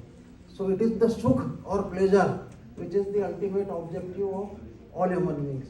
So having said that, the importance of women, को कोई scheduling planning करके देना नहीं होता है. Mother अपने आप auto mode में करती है कि बच्चे को स्कूल जाना है तो टिफिन भी देना है, हस्बैंड को जाना है तो उसको देना है, अगर घर में सास ससुर है तो उनकी सेवा भी करनी है, and so on and so forth. So it is the women who have the maximum impact on the family, and we all know from family it becomes society and nation and the whole world. So therefore, and I have found that women are perhaps very quick learners. Maybe I am right or wrong, but it is my personal observation that they'll pick up the things very quickly. And therefore, when we talk of skilling and reskilling, I think it would be much more easier for the industry or to academia to focus on women, because they will quickly adopt the new things. And in this context, last month I was in UAE, Ras Al Khaimah. There is one University of West London. They are also, in spite of the notion that in the Arab countries women are not given lot of importance, but I could see that lot of faculty members were the women. Last week I was in Bangkok speaking at a conference called Future Energy Asia. In that also a great participation was there from women. And when we go to the marketplace in general, we go to any shop, any establishment, any amusement park, we find women, more of women than men. So there is no, doubt that the women in India can also do wonders. So now when we talk of e-mobility or popularization of EVs, whether it is two-wheeler or three-wheeler or four-wheeler or the fleet of buses, whatever we talk. But the essence is that, अच्छा मैं आपसे पहले question पूछूंगा फिर आगे की बात करूंगा. How many persons sitting here from HR? One. Psychology. Okay, fine. So let us change our thinking. Whatever happens in this world, say right from our birth till death, what happens? It is only human interaction. हम पैदा होते हैं, first interaction with mother, then father, other family members. School जाते हैं तो हमारे students हमारे साथ के दोस्त होते हैं, फिर college जाते हैं, job करते हैं. So it is human interaction which is integral part of life. इसलिए सब हम लोग तो HR तो सभी हैं. ठीक है, एग्री करते हैं? तो चाहे वो लॉयर हो या डॉक्टर हो या बिजनेसमैन हो, first thing is that he और शी इज HR. और जैसे हम एक छोटा सा एग्जांपल लेता हूँ, एक डॉक्टर साहब हैं, उनके पास मरीज जाता है, वो कहता है सर मुझे बुखार आ रहा है, ये है, हाँ दवाई लिखना शुरू कर दिया. पेशेंट कहता है डॉक्टर साहब मेरे बात तो सुन लीजिए, मुझे ऐसे भी होता है, मुझे छींक भी आती है, मुझे खांसी भी आती है. अरे भाई मैं दिन में 50 पेशेंट देखता हूँ यार, आप इतना मुझे मत सिखाओ, चलो जाओ दवाई लो. एक वो डॉक्टर है, दूसरा डॉक्टर है, अच्छा आओ बताओ क्या तकलीफ है. बोला कि मेरे को छोका तो मैं निकाल लूंगा, हमने कहीं निकाल लीजिए. On selecting the topic on women participation in the discussions revolving on technology transition. No doubt the topic is very relevant in the overall shift that we are talking about to bring down tailpipe emissions from the transport sector, which currently is the third largest sector contributing to overall greenhouse gas emissions. Therefore, the actions we plan should be heard, holistic, empowering and resilient. Have around 5,000 students from different parts of India. So we will be reaching out to approximately 1 lakh people. So whatever policies and things are coming, we will be putting them to ground level. So that will be the most valuable contribution from our institute. And second thing, sir, as think tank is already in policy drafting towards this G20 summit. So sir, I will request you to kindly look into e-waste management, like we are already putting forward to application of solar panels in educational institute, industrial and every sector. So sir, can we go for some materialistic part so that the e-waste generated after 30 to 40 years, how we are going to mitigate that? That is one thing. And next, sir, actually I wanted to discuss about blue economy. These were the part of it. So since we have 7,500 kilometers of wide coastline, and as from global platform, 12 nauticals we already had, and now more 200 nauticals are there. And water resources has been one of the part where we can, strengthen society, economy, and of course, environment is definitely one of them. So this blue part of it, that has to be in a very, very appropriate manner. Since we have already started with 4 initiatives, Blue Draft Economy, which I have gone through. Second one is Sagarmala Initiative and Port Lake Development. And last one is shipbuilding financial assistance.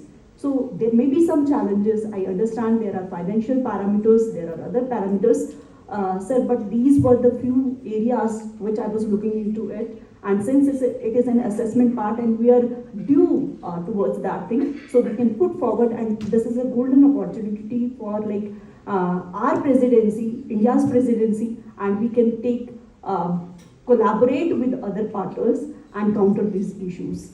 So from my department, my college, I extend my vote of thanks. Thank you. I forgot to introduce my own organization, as ma'am did.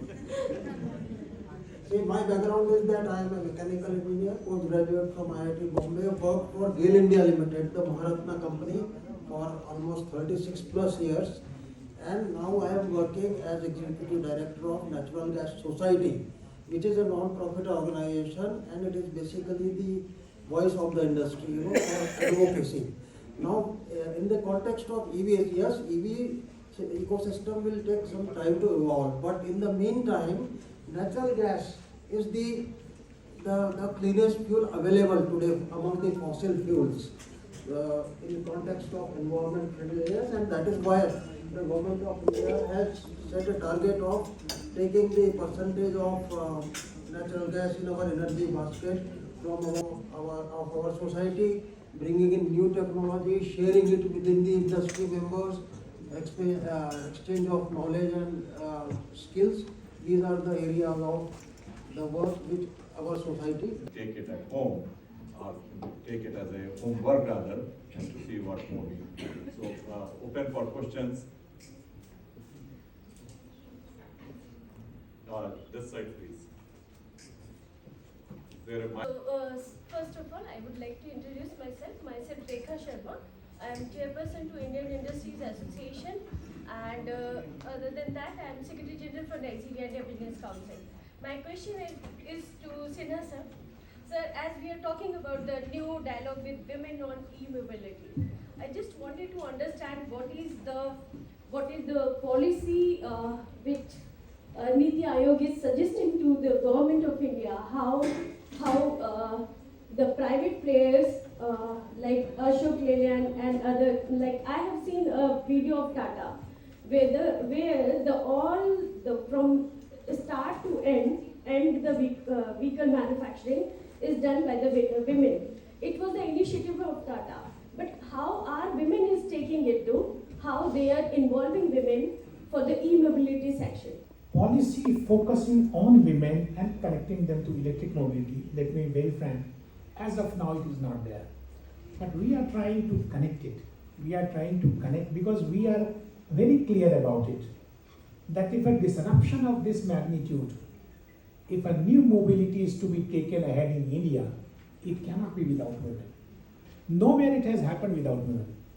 So when you hear of the most livable cities of the world, so it is Barcelona, it's Vienna, it's Copenhagen. You always, hear about these cities. They are such because, women have taken the lead. So we want that women should take the lead into it. Now what has happened is, let me tell you, I get opportunity to go into a lot of conferences. None of the national conferences, women are in such a good majority. That's why we always thought that women should be brought into this thing. And just to maybe allow me to share a story with them. You see, just a story that you can remember, because I know most of the things you are not going to remember, but this story you would remember, and this could be at the cost of repetition also. So, and good thing is that we have got Mata Sundari's principal ma'am, and I just heard that a professor from psychology, she is there. So you could be a resource person for us, how to take this thing, this new mobility into it. As I said, it is internationally, it is with the strength of women only that it has been taken forward.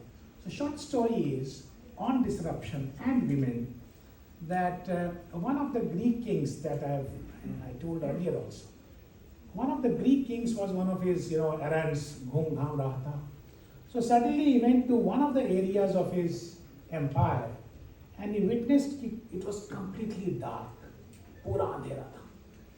So he said, what's an amazing thing, itna badhiya hamara shashan chal raha hai, ye pura andhera mein pura duba hua ye ilaka hai. So he called all the men folk over there and asked them कि क्या चक्कर है, ये पूरा अंधेरा है. कहा साहब क्या करें, हमारे पास तो लैंप ही नहीं है, लालटेन ही नहीं है. So lamp was, king immediately ordered his treasury कि सबको लैंप दे दीजिए. तो हर घर में लैंप दे दिए गए.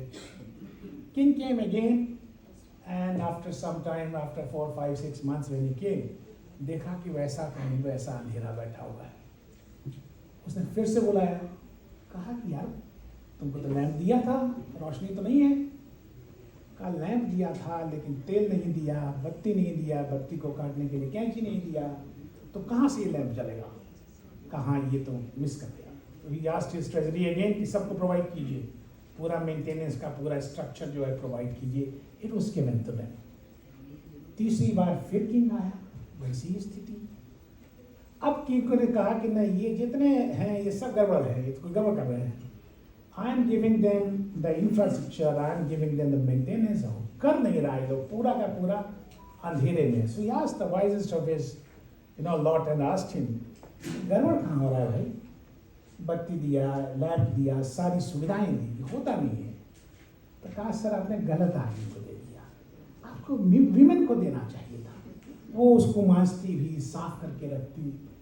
उस दिन से उस पूरे इलाके में रोशनी है. इसीलिए यदि इलेक्ट्रिक मोबिलिटी में को आगे बढ़ाना है, जो कि बहुत तेज़ी से ऑलरेडी बढ़ रहा है, लेकिन इसको कई और ज़्यादा एक्सेलरेट करना है, then the women have to be involved. That is what our understanding is. You are very right, and I just wanted to tell you that for that the fuel for the diya is to be given by the Niti Aayog only. Please ask the manufacturers to give some kind of privilege, you can say subsidy. Yeah, subsidy. Not the subsidy. Like if they are employing 10 employee for their organization for the e-mobility, it should be like 5 women, because I'm traveling a lot, many countries. If I go to Africa and any part of the world, the acceptability or the situation of women.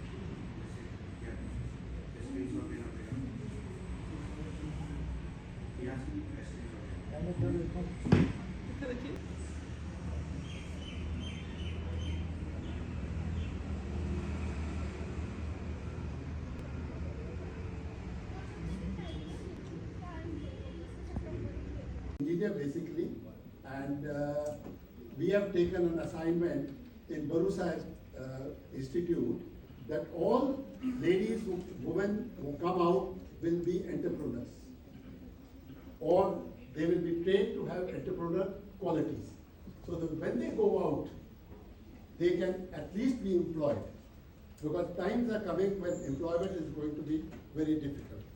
Thank you, sir. I don't know whether I talk sense or not, no. But this is the practical experience. It makes a lot of sense. कहाँ पूछते हैं? There's a reason behind it. I think we'll have a last question. और lunch के पहले तो question पूछना और फिर from Mata Sundari College Psychology Department, and my question and my concern is addressed to stakeholders of the government and also the corporate sector sitting here. I have, in my 26 years of experience, observed 2 things. My question is not topical, that is directly related to the topic, but 2 things. One is a huge underutilization of tremendous young human resource which we have, which I have just experienced in the selection committee. They are amazingly talented and research-oriented young people which we have, but they are not meaningfully and gainfully employed. Secondly, they are not paid well also. So my suggestion is that we should cover this gap and corporates also should join in, where people from human resources, as you talked about the human angle, what we do is we follow a piecemeal approach. We are not incorporating the importance of human angle, and we are also not giving due importance to research and the researchers. The scientists and the researchers don't have the due respect, and even the financial. In principle, are agreeing that more and more passionate people and who have been given some way mission to do something at an early age is going to be one enabler adding to their skilling and all. You need the substance is somewhere pagal type ka ho jane ka ki udhar jane ka. So something like that which can be cultivated as early as possible in their whatever way our next generations are coming up. In the midstream, I think there are two ways of thinking models. One, bring every time technology from overseas. Even to absorb a technology, we need to have a talent, right? So I think we better start investing in, and that's what I think all of our present generation corporates and even from the government side, enough given to enable people who want to take that risk with the vision and really want to do great. Therefore, the researchers and all will be much more than only, it's something like we can't have a heart surgeon to come and do a brain surgery or brain surgeon come and do a heart surgery. That school of thought is gone way back. For a commodity, even for Xeroxing, we need brain to really make it effectively work. So there's no way technology transfer solo works. Never. In my 3 decades of life, only doing R&D and technology transfer, never it works. Even for a pen, it doesn't work. Forget about EV. So we got to be really picking up that as an opportunity for us. We are such a great market here, all put together. There are enough of avenues, opportunities, everything in here. Only that, along with the passion, we have to come all forward. With that, maybe 1 or 2 sentences from Sinaji as what else you want this team to carry on. The only thing is that 1 minute 34-second video, if you can see. This video has been created by Neeti. 6 crore. तज्ञ आर्यभट्ट की इस खोज से पूरे ज्ञान विज्ञान को एक नई दिशा मिली और तकनीकी खोजों से हमारी दुनिया बदली। शून्य, एक ऐसा उपहार जो कुछ भी नहीं और सब कुछ है। जो भी है उसका आधार है शून्य। इसने हमें दी हैं अनगिनत सुविधाएं जिनसे हमारी जिंदगी आसान हुई है। हमारी ख्वाहिशों से लेकर जरूरतें सब पूरी हो जाती हैं, मुश्किलें दूर हो जाती हैं और हमारा कीमती समय बचता है। अपनों में दूरियां मिटती हैं और खुशियां फैल जाती हैं।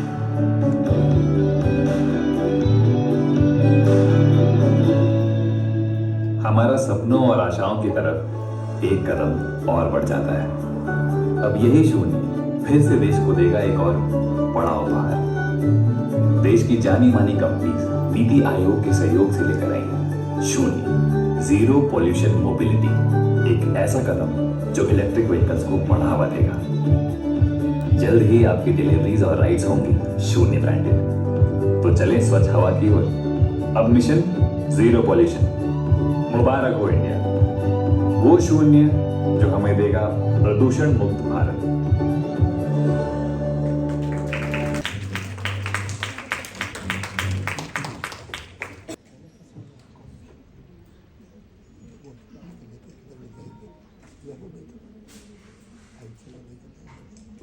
I request Shri Sudhendu Sinha ji to kindly be on the stage because we are going to announce the awards. Director General, the Energy and Resources Institute, TERI, New Delhi, the Dr. Vibha Dhawan, and I would request Ms. Suruchi Badwal to please come on the dais to receive the award. She is also Director, Earth Science and Climate Change Division, New Delhi. Dr.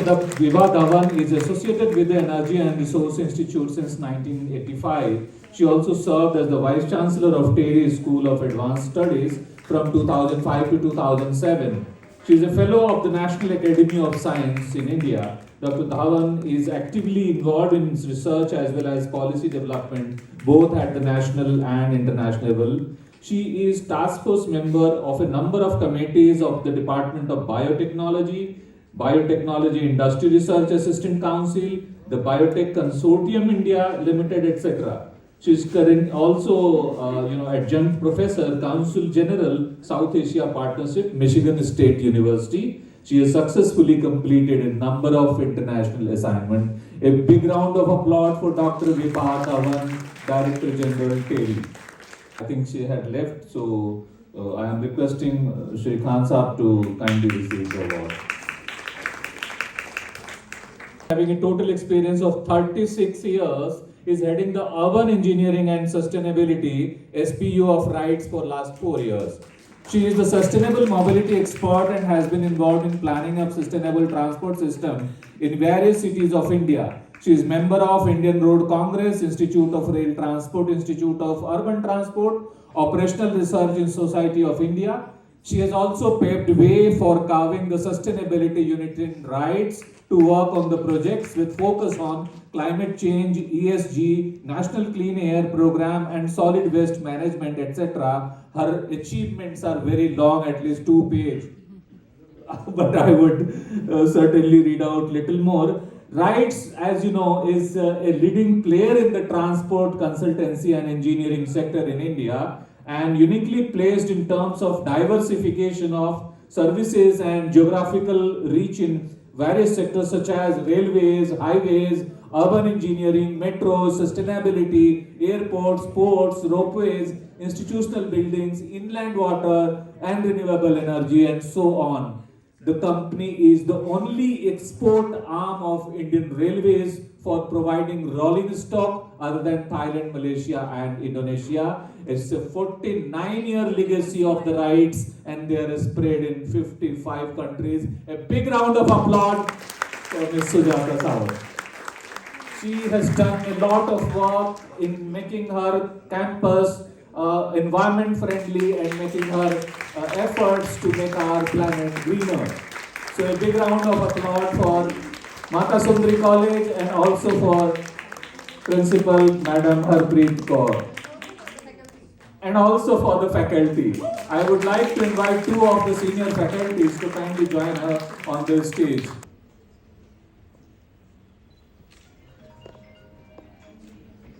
Mata Sundari में तालियां बजाइए.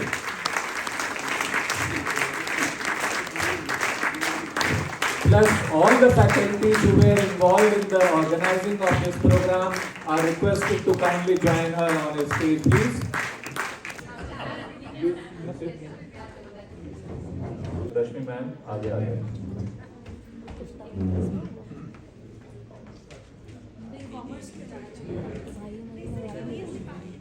There is no bhedbhav of commerce and other department. You can come.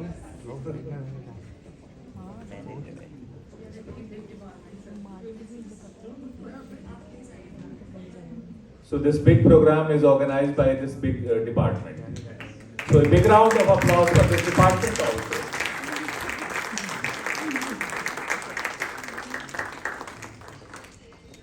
And kindly take panoramic view of this whole, gathering so that nobody should miss.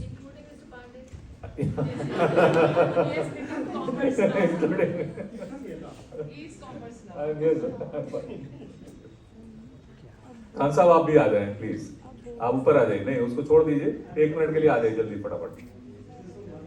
नहीं, please please please आइए.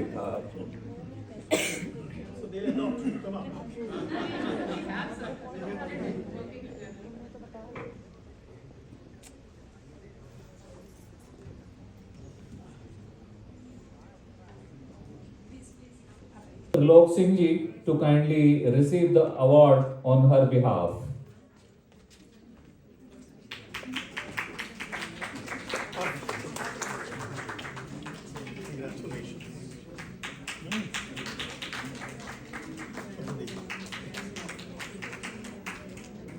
Ms. Sanjukta, Admission, Administration, Policy Making, Planning and Financial Management.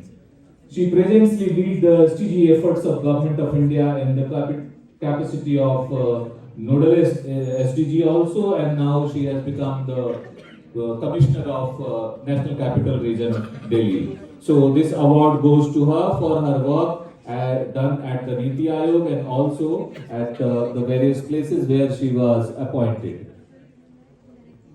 So now the next award is Dr. Indradeep Mitra. May I now request you to kindly come on the stage. A master in renewable energy from University of Oldenburg.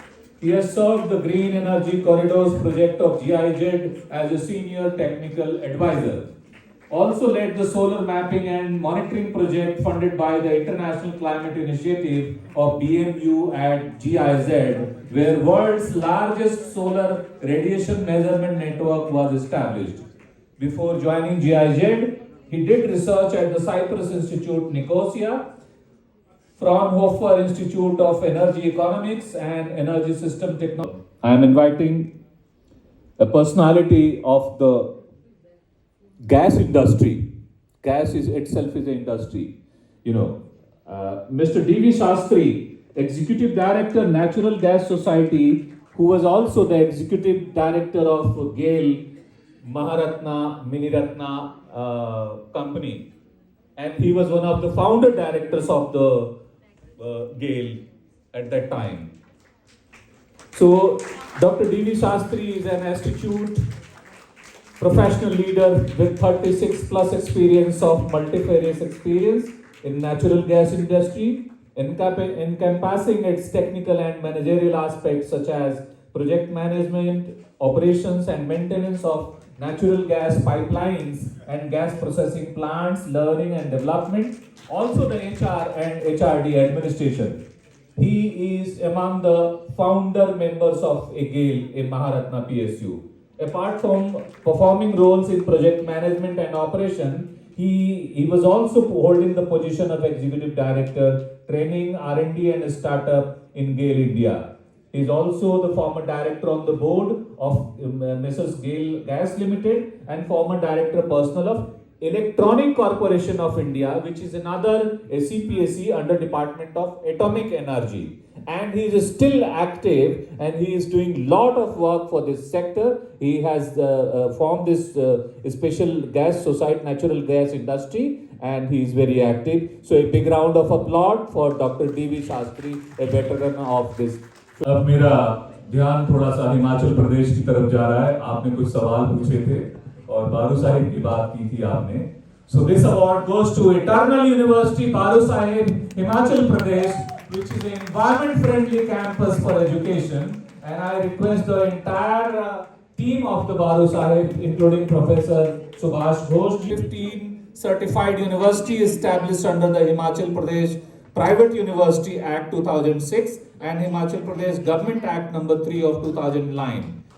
A largely residential campus, the day scholar girls students from nearby areas of Sirmur district who could commute from home, who can now also pursue their studies in the Eternal University. This university is situated in the valley of Divine Peace, the modern Gurukul, and it's providing a safest drug and pollution free because it's adjacent to Punjab. So drug and pollution free environment is very necessary for the girls, especially in education. So they are providing facilities such as a sports complex, NSS, NSCC units, and all facilities in the university, and they are doing extremely well. They have organized several international conferences. Himachal में रह के international conference organise करना थोड़ा मुश्किल काम है. National Conference during first week of March 2024, Business Society Interface. There are only 2 awards now left, and I would request our honorable guests to kindly bear with us. And I am going to announce a very unique personality who had been making films, who was one of the pioneer of the Noida Film City when the Film City was named. And he was the one who established his first, film studio there. And he was the one who was, releasing regular columns of a veteran writer Khushwant Singh. Everybody must be knowing the name of Sardar Khushwant Singh ji. आप में से कितने लोग जानते हैं उनको? सारे जानते हैं. ना काहू से दोस्ती ना काहू से बैर, उनका ये English and malice towards so it was a very famous column. We all had been reading, in English, in Hindi, in other languages also. And the man who was releasing that, who is still continuing that column, who also made several films, on environment, on nature, and other things, different kinds of films from different ministries, from science to other areas. He also made a film on the e-mobility, which was awarded at the, in Bhopal, Madhya Pradesh Film Festival. I am inviting a veteran film maker, producer, director, Mr. Puran Chand Sareen. A big round of applause for him.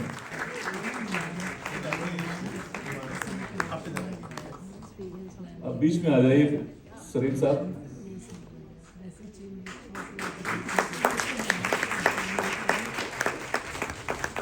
आपकी पूरी फिल्में, पूरी family film बनाती है. सावधान India जैसी फिल्में इनकी डॉटर भी बनाती हैं मुंबई में बैठ के, और यहाँ से लेके वहाँ तक आपका काफी बड़ा कारोबार फैला हुआ है इस इंडस्ट्री का. And also overwhelmed by his gesture of honoring me at this special occasion. I thank you all. Actually, I have made films mostly on scientific topics, science and technology, how that technology can go from lab to farm, lab to business, lab to people, lab to ordinary man. Like that, this e-mobility film was also devised. So we will be seeing after some time. So I have made this kind of special films for all the ministries, for business houses, corporate films like that. And my passion is for writing. I am still writing the column which you have just heard about me. Thank you. Had been saving our lives. Recently we went through a pandemic which was COVID, and COVID told us that it will not go by the order, seniority order. They can call anybody junior or senior. So COVID has told us that we are born alone and we will die alone. So do not wait for, you live your life.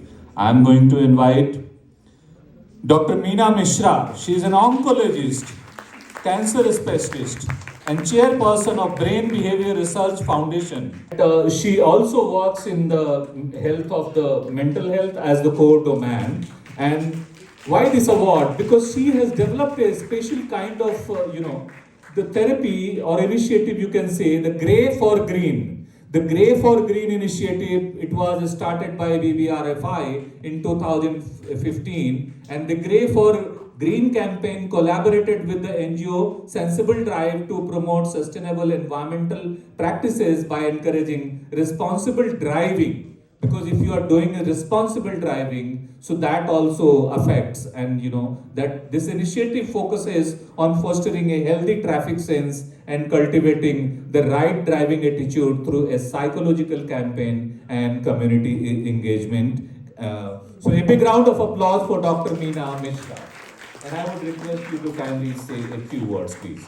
We are already late, but until the time I would request the technical team to run that video on the science desk. Profits overrun compared to the diesel-operated conventional mill. Over 70 startups have been set up in India to support from the companies currently running them, which itself is planning to bring a wagon-R electric in the alternative fuel bank. They are not only helping towards our healthcare and agriculture. India can learn from Rwanda's comprehensive approach to gender integration and apply similar strategies to ensure women's inclusion and empowerment across all sectors. Rwanda has implemented innovative initiatives to enhance women's economic participation, such as access to finance, vocational training, and entrepreneurship programs. India can adopt and adapt these successful models to create more opportunities for women in business and entrepreneurship. Rwanda has made significant progress in recognizing and protecting women's rights, which has contributed to their economic empowerment and poverty reduction. India can learn from my country's legal reforms and land tenure systems to improve women's access to and ownership of land. Rwanda has implemented comprehensive measures to address gender-based violence, including legal reforms and awareness campaigns. Distinguished guests, ladies and gentlemen, regarding women in business, my country has made significant strides in promoting women's entrepreneurship and business ownership. According to the World Bank's Women, Business and the Law 2021 report, Rwanda has implemented reforms that provide women with equal rights to access credit and own property. What can my country learn from India? India has a rich history of grassroots women's organizations that have advocated for women's rights and empowerment. My country can learn from India's experience in fostering women-led organizations and promoting community-based initiatives for women's empowerment. Regarding technological innovation, India has emerged as a global leader in technology and digital innovation. Rwanda can learn from India's experiences in leveraging technology to empower women, promote digital literacy, and bridge the digital gender divide. Concerning sustainable development initiatives, India has implemented various sustainable programs and initiatives, including renewable energy projects, waste management systems, and conservation efforts. Rwanda can learn from India's approaches to sustainable development and adapt them to our own context to promote environmental sustainability and gender-responsive climate action. Both Rwanda and India are taking steps to transition towards sustainable and eco-friendly transportation systems. While Rwanda has focused on e-motorcycles and e-buses, India's efforts span a wider range of electric vehicles, including cars, bikes, and so on and so forth. The specific progress and initiatives may vary, but both countries recognize the potential of e-mobility to reduce emissions, enhance energy efficiency, and promote sustainable transportation solutions. Dear friends, Rwanda and India have both shown interest and made progress in the field of e-mobility, although their approaches and levels of development may differ. Concerning e-motorcycles, Rwanda has been actively promoting the use of electric motorcycles, known as e-motors, for transportation. The Rwandan government has partnered with the various companies to introduce e-motors and as an eco-friendly and affordable mode of transport. Concerning e-buses, Rwanda has also introduced electric buses in its public transportation system. The country launched the first fleet of electric buses in Kigali, which is my capital city, to reduce carbon emissions and improve air quality. Rwanda is investing in charging infrastructure to support the growth of e-mobility. The government has installed charging stations across different locations, enabling e-vehicle owners to charge their vehicles. It is worth concluding my speech that the role of Rwandan women in rebuilding the country and bringing back peace and reconciliation has been so remarkable. Rwanda's progress in women empowerment and gender equality has been commendable, and it serves as an example for other countries. Indeed, Rwandan women in the country's development have proven to the world that gender equality and women empowerment is so essential for countries and societies to prosper and flourish in peace, stability, resilience, and good governance. I would like to close by inviting you all to visit Rwanda, the country of 1,000 hills and home to mountain gorillas. My country is so peaceful, and my country is the safest country in Africa.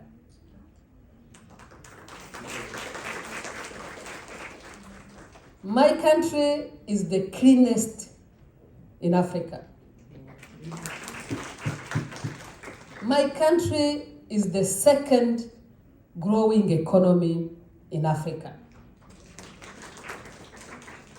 My country is the second easiest place to do business on the African continent. So if you want to do your business on the African continent, you have to do it from Rwanda, because my country is safe and it has got zero tolerance for corruption. And it's very easy to register a company in my country. It requires less than 6 hours. And let me end my speech by telling you that Indians with the valid passports, if you want to visit my country, you don't have to come to our High Commission in Shantineketen to request a visa. You just pack your bags, get your flights to Kigali, and once you reach at Kigali International Airport, you get a 30-day free visa on arrival. Thank you very much. Dhanyavad.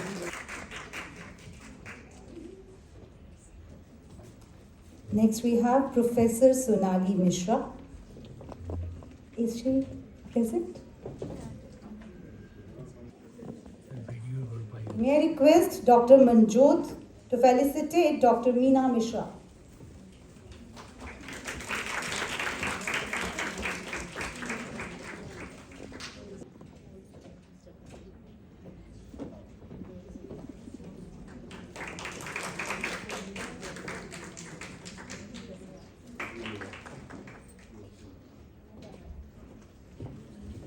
And I hand over the dais now to Professor Namita Rajput, she being chair and moderator of this panel discussion. Salutations to the people on the dais and off the dais.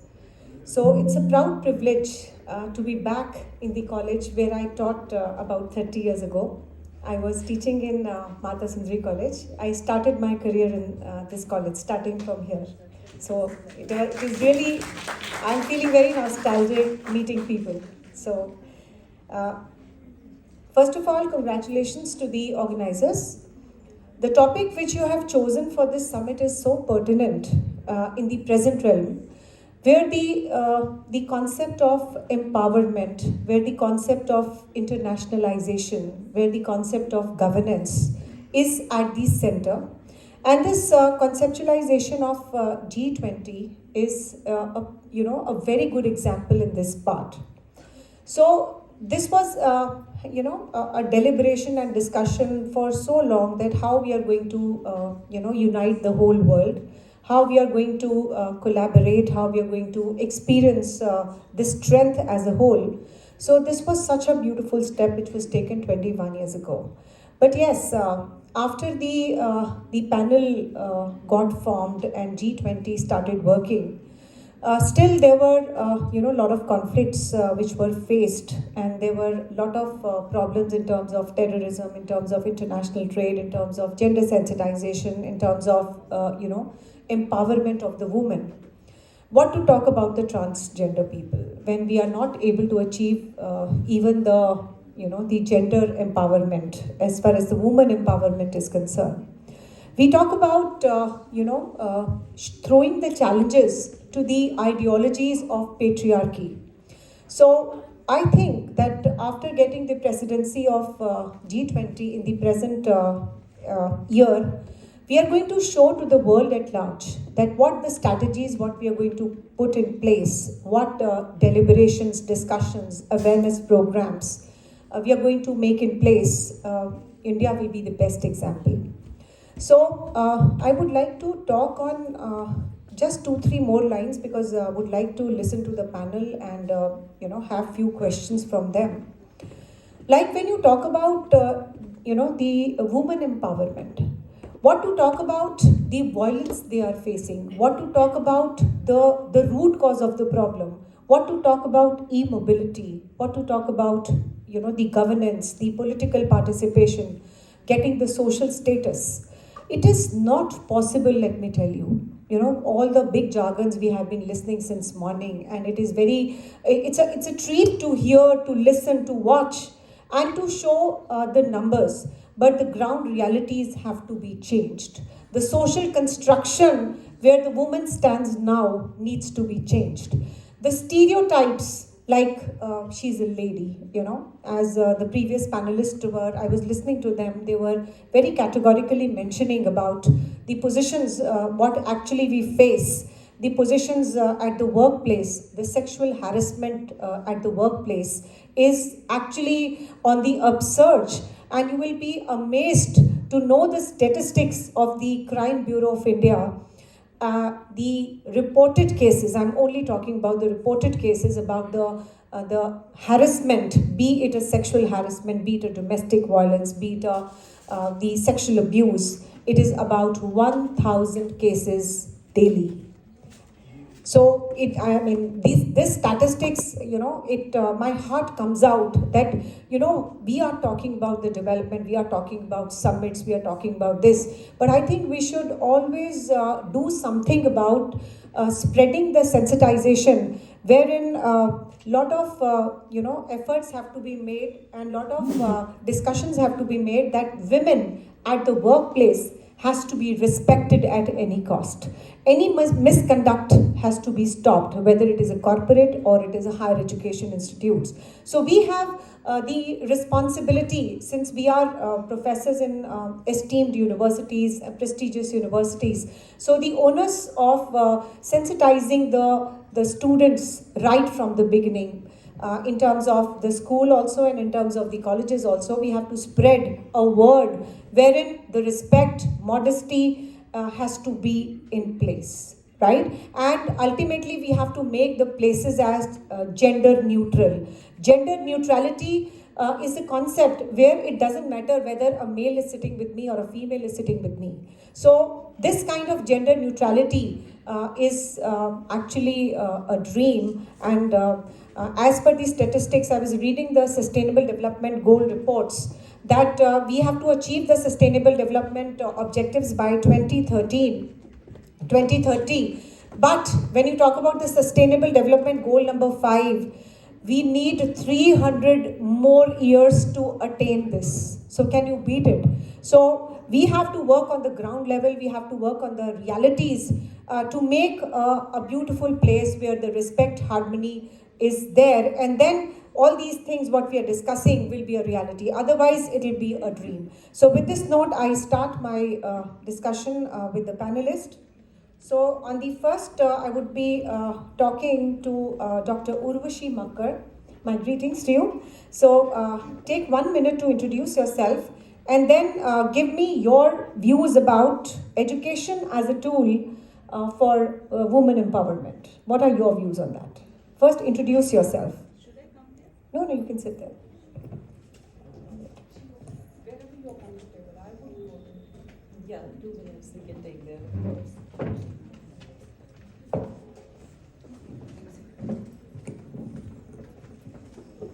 So, well, very good afternoon to all the distinguished guests and the experts sitting on dais and off dais. It is definitely an honor to be part of this discussion, which is so relevant, pertinent, contemporary, and I'm sure much needed too. And my congratulations and thanks goes to Dr. Harpreet for conceptualizing the whole idea and conceiving it and to give it a shape. And of course to Mr. Omkareshwarji for giving so much of the facilitation for making this summit happen. I really feel pleased when I say that empowered women is definitely one of the stepping stones and the beginning point for the pursuit of any nation, for the prosperity, for the sustainability. And that's what is going without doubt, that when we talk about women, undoubtedly we have not to forget about the ecosystem which we are creating for them in the respective countries, in the society. And of course, it starts from the family, the first unit of our society. I'm sure that all of us will acknowledge the fact that a shark grows only 8 inches when it is put into a shark tank. But the same shark develops to 8 feet when it grows in the ocean. The same is the case with, unfortunately, the women tribe. Of course, that's very derogatory when we talk about only about the women as a separate gender, isn't it? On one side, we are talking about gender neutrality. On one side, we are talking about gender binary approach when the gender has been almost politicized. We talk about LGBTQI and obviously the insistence that what exactly is the role of women in the society. But yes, definitely it starts from the first unit of our society, that's the family, the ecosystem which we give to them. And unfortunately, very, very important point, because the change always happens from the family and the smallest of the unit of any country and the society, that we have to dismantle the stereotypical beliefs and the various ideologies that women are meant only to pursue womanly roles. The biggest perception about the gender roles has to be broken. How come we can have the presumption that women is fit for a particular role and not for the another? That is something which needs to be dismantled. Undoubtedly, biologically, God has gifted male, female with the different dimensions and the capabilities. That goes without any doubt. No views at all. But still, if you go by certain sectors, like the energy sector, take it as an example, there is an extensive research conducted by International Energy Agency in 7 countries, and the research report was released in 2022 after 7 years of research. And it was found that there has been 20% disparity in the energy sector specifically in terms of the pay and the remuneration paid to women and men. That's not the only thing to be worried about. In fact, the thing to be worried about is that in the whole world, if the research is being generalized, there are less than 60% women who are not even opting for the energy sector, just because of this gender role stereotype created in our society that it is not a womanly role. So just imagine that how much is the loss of the economy, how much is the loss of the countries, that women are presuming that they are not meant for that particular role. And then a recent research which has been released by World Bank in the current Women Day, 8th of March, that $17 trillion are being lost because of the potential productivity loss of the countries, because of the factor that the women and girls are not allowed to complete their basic education. Just imagine, the loss of more than $17 trillion is happening. So when we talk about education, no doubt, this is something which is going to facilitate the women empowerment. I'm sure there are so many academicians sitting here, and I'm sure each one of us has so much of the influence in the society. Let's start it. Let's start it from the roots. I'm very sure we need to look around us.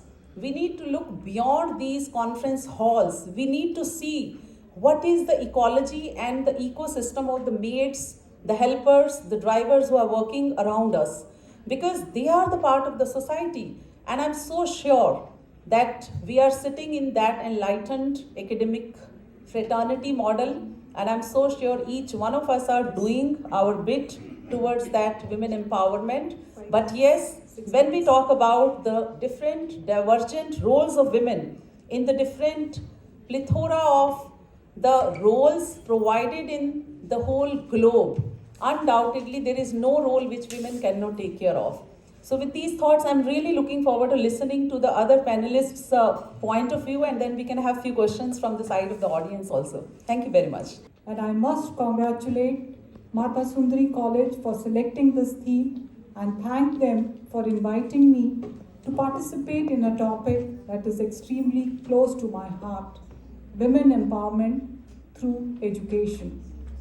The concept of women empowerment was introduced at International Women's Conference at Nairobi in 1985, as it includes equal access to opportunities for using society resources, prohibition of gender disparity, freedom from violence, economic independence, participation in all the decision-making bodies, and most importantly, freedom of choice in matters relating to one's life. Education is a fundamental human right and an essential tool for achieving empowerment in terms of self-governance, self-sufficiency, and self-maintenance. It is a milestone for women empowerment because it enables them to respond to opportunities, to challenges, the traditional roles, and transform societies and world at large. Ladies and gentlemen, empowering women is not just a choice, but an imperative so as to develop healthier communities and stronger economies. In this regard, as an academics, what can be done? I'm going through all these, coming back. Gender equality is positively correlated with the amount of economic and social development of a country. In order to effect any substantive change, we must set out on advancing gender equality and women empowerment both in and through education. Former may be indicated by gender parity in enrollment, school completion. However, ensuring that children of all gender go to school is not an assurance that they are treated equally at school or they have equal access to academic and non-academic opportunities in school. I remember when I was a student in middle school, girls were given assignment of embroidery, cooking, stitching, and a socially useful productive work, while boys were taught to make candles, chalks, mend electric fuses. I checked up with my research scholars who are 20 years younger than me, and still the trend continues. Creating gender equal schools would entail all its stakeholders to be gender responsive and address such deep-rooted stereotypes. In the same train of thoughts, it is also important to encourage women to work on the forefront in male-dominated skilled trades such as automobiles, electricians, plumbers, welders, carpenters. The demand of skilled laborers is high in these fields, and it is important to look past gender stereotypes to seize opportunities through vocational and technical trainings. To conclude, I would like to say that by empowering women through education, we foster a society that values diversity, inclusivity, and equal opportunities for all. Let us stand together, invest in their education, and empower women to become the leaders, change makers, drivers of the progress that our world direly needs. And I would like to end with the words of Malala Yousafzai again. There are two powers in the world. One is sword and the other is pen. Okay, I'll start with we have talked about e-mobility and skilling, and I'm going to talk about sustainability. As we all know that UN has given us 17 goals, and goal number 11 addressed to sustainable transport. Being a transport planner, I thought I should address with respect to transport. Net zero target has been given to us to 2030 and 2070, but transport sector is nowhere near to it. Nowhere near to it. The global CO2 emissions are 25% of the CO2 comes from transport. So we have to do something about it. And I feel that why transport sector is not coming up to the mark, because of one reason could be that there are very few females. So because females in decision making, they are more conscious about, considerate about the decision making, what impact it will have on the environment and on social considerations. So this thing would be that the transport sector offers immense opportunities for the females to come in. Of course, but okay, the government also has to play an important role, because we have seen that the females have come as drivers in buses and Ola and Uber, but safety and security, we know, still a concern.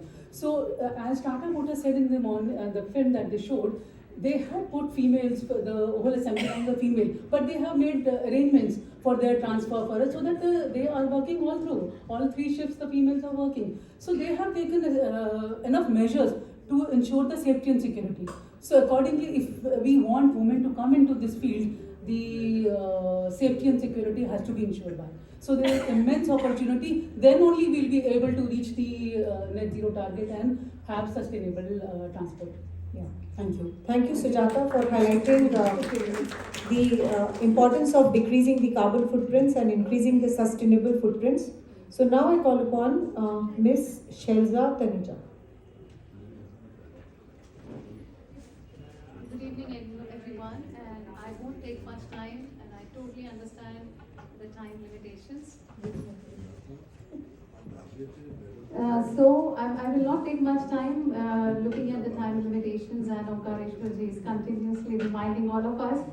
So in very short and very sweet one sentence, I would like to talk about the initiative that I have started. It's basically women development through skills, but it's a very unique concept that first of all one should know the unique kind of gift, or basically creative expression of your own before getting into any direction. It's basically that when we look forward to go to a certain destination, we know where we are heading towards.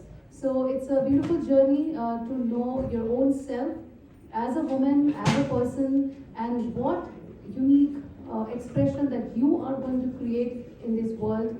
That's all about is my initiative and my organization. We can have a detailed discussion one-on-one after this panel. So I hand over back to Professor. Yeah. Thank you. Thank you, Shelza, for highlighting the importance of your own self. Recognition of your own self is perhaps the best in the world. So now I call upon Professor Jyotsna Pandit. Thank you so much, ma'am. A very good evening to all of you. Considering the constraint of time, there is a lot much to say, but I'll keep myself very short. When we talk about women and education, one proverb comes to my mind. If you educate a man, you educate an individual. And when you educate a woman, you educate the whole family. That is important. It means the importance of education to a woman is much more in comparison to others. I, the proud mother of 2 daughters, I was only a graduate at the time of my wedding. It was my husband and my father-in-law who were the driving force and asked me to continue and pursue my higher studies. And now, when I look at, there are plethora of opportunities for the women, that stereotyped jobs are not limited to the women. And when we talk about the UPSC exam, the top 4 scorers are the girls itself. So, the top 4 scorers are the girls. 3D, yes. So that is what a woman can do actually. So let's not cut the wings of the women and let them fly high, so that the sky is the limit for them and they can achieve any which way and all the things they want in life. Thank you so much. So, thank you, Jyotsna, for highlighting the pertinent issues. So now I would like to wrap up this session because I think all the panelists have given their views in this regard. This was a women's special panel. So lot of good points have come out that we have to break the bias. That let other women flourish and give them a chance. I think that is what is required, because I feel pained when I see that because one of my daughter's friend, she was very bright and she was made to sit at home after marriage. So these kind of things happening even today. But there are instances when Jyotsna is saying that I was made to I will study, but my husband told me, and my father-in-law also supported. So these are the extreme. And one thing more, that social milieu is very important. One thing that is to be done is that we have to create self-worth in each one of us. That is important, which is not taught. I think commerce doesn't teach self-worth. Even psychology is sitting here, but do you teach? But how many students only read about it? But you have to inculcate that self-worth. And if you have that confidence that I guess I can do it, then we can go ahead. There are countries like Bangladesh, where I once went to Bangladesh also, and I could see all women on the streets. I was really wondering, but when we say that they are a part of the workforce, 80% of them are there as a part of workforce. So this can be done, and this kind of a movement has been created when the self-help groups. And we talked about, Namita also talked about violence, because I'm going very fast because I'm just trying to sum up all from their thoughts. She talked about violence, and violence we see not only in the rural areas but also in the urban areas. But in the rural areas, this movement of self-help groups came up. And when the women became empowered financially, they could also challenge their families, their husbands, and their even sons and so on. So these kind of policy changes are important. And when Her Excellency High Commissioner Rwanda was speaking, I think I almost reached there, and I was actually, we are really inspired to go there.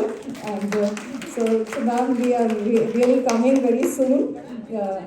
But one thing she insisted is that policy making can do a lot of change. If policy makers insist that this is going to happen, it will happen. So two things have to be balanced. At the political level, that willpower should be there, that women should be there in forefront. And secondly, in the society, that willingness should be there, that women should flourish. And I think this balance can take us to economic empowerment, financial inclusion, and so on, whatever we are is desirous in G20, W20. So thank you very much.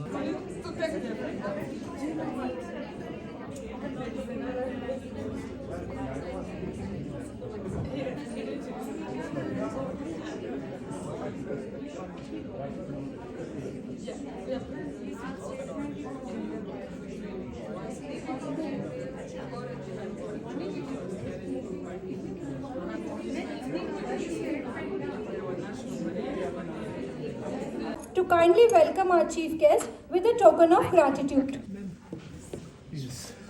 We welcome you, sir. To request Principal Ma'am. Huge round of applause, please.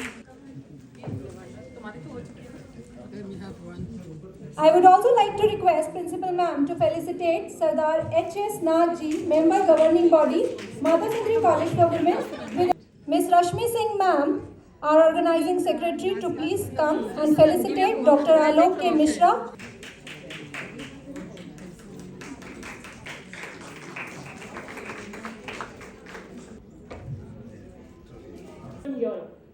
We are truly privileged to have Ambassador Anup K. Muddal sir with us today. Now, without much ado, I would like to invite sir to deliver his address. I thank the organizers and also congratulate you for organizing this very exciting conference. In fact, when I got your message, you wanted me to come and speak. At first, I thought, what would I say, right? And believe me, I still feel, what would I say? I heard very eminent speakers on today's theme. I don't think I would be able to add much value to what has already been said. So, what I will do, let me take you on a journey of my experience of women empowerment in different parts of the world, and then take you to the trends which are happening, because the life, the situation, the technology, the methodology, management tools, the society's behavior, they do not remain stagnant, they keep changing. And when they change, with that changes everything, including the role of women in society. I will be very brief, I know, because we have a time limit. Over last almost, say, about 40 years, I have traveled literally all parts of the world, and I saw the roles being played by women. Women's contribution to society was always a function of women's economic role in the society. Was women economically independent? Number one. Number two, was women enabled to take charge of herself? Which means, now you heard other speakers that men could do this, the women could only do this. The gender stereotyping of what we could do and what we could not do. In fact, this whole gender stereotyping, I can take you back in history, but here you have academicians, I don't think I need to do it. But you can go back to the time of hunter-gatherers, where the men thought they had the capacity to go and hunt, and the women must stay back to look after the kids. And that is where, in fact, this mindset got embedded into our thinking that women can't do what the men could do. And that is the cause for gender stereotyping in any society. But most societies have been trying to overcome that gender stereotype, where they have been trying to empower the women to say, yes, I can. When somebody says, I can do this, the women should also be able to say, yes, I can. And that is the beginning of women empowerment. When women can stand up and say, yes, I can. And believe me, I have seen this happening in many societies where the women stood up and said, yes, I can, yes, I can. And then the empowerment started. And for this empowerment, in fact, since we are talking about technology, we are talking about sustainability, believe me, the technology has played a great role in enabling the women to say, yes, I can. If I take you back by, say, 50 years, and when I was in the street, believe me, a large part of the activities in the street, on the road, we thought the women can't do it, right? And sometimes we thought probably, yes, they cannot do it, because these are muscular tasks, and we thought the women can't do it. But today you go out, I don't see even one activity today which the women says, oh, I can't. The women says, yes, I can. Whether it was flying an aircraft, or driving a bus, or driving a truck, or driving taxis, or handling the heaviest of the machines, or taking, or even governing a country. Today, the women can say, yes, yes, I can, right? And somebody mentioned about civil services results. Being a civil servant myself, I do a lot of counseling for civil services aspirants, and I would have spoken to about 1,500 young candidates who were writing these exams, and I'm so happy to see the women leading from front in these results, right? Almost 34% of the seats will be occupied by women. And then in the training, that skill development report, if you look at, women are found more employable than men. This might be a news for you. The latest report says 52% of women who were graduate women, they were found more employable than men. For men, the figure was 47%, which means out of 100 graduate men, only 47 were found to be employable, and 52 of the women were found to be employable. There's a large gap. It's a 5% lead the women are taking. But on the other hand, if you look at the overall participation of women in the labor force in India, it's just about 25%. Only about 25% Indian women are part of the labor force, whereas almost 80% men are part of the labor force. Now look at this, look, can you see the disparity? When the women is not trained, their participation in the labor force is much less. The minute you educate women, their participation in that category of labor increases tremendously and surpasses men, in fact. Now, I think that's a big signal where the whole problem, you call it gender bias, you call it gender stereotyping, you call it discrimination, whatever, but the beginning is there, education. Do I have 5 more minutes? You see, now I'm looking at a very major, once in a generation kind of transition in technology-driven change in the society. I'm sure it will not be a news when I tell you, for example, we are talking about Industry 4.2, right? Now, when we talk about Industry 4.2, we are talking about a basket of currencies which will change the way we work. So far, in fact, I was talking to my dear colleague, so far the technology change or transformation was aimed at, we talked about upscaling and upspeeding, speed up and scale up. But now we're not talking about to speed up and scale up because we have done it. But now we are asking this question is that, can we do things differently? Now for doing things differently, you required data into the history of that activity, its analysis, and then projecting that into future, which earlier, unfortunately, because women was not equal participant in the workplace, they did not have access to that kind of data because data was physical data. But no more. Today the data is in your hand. I can look at the ladies looking into their cell phones. That is the empowerment where the data comes to you. You don't have to go to the data. And once you have the data, then you are empowered to take decisions. You can say, yes, I can.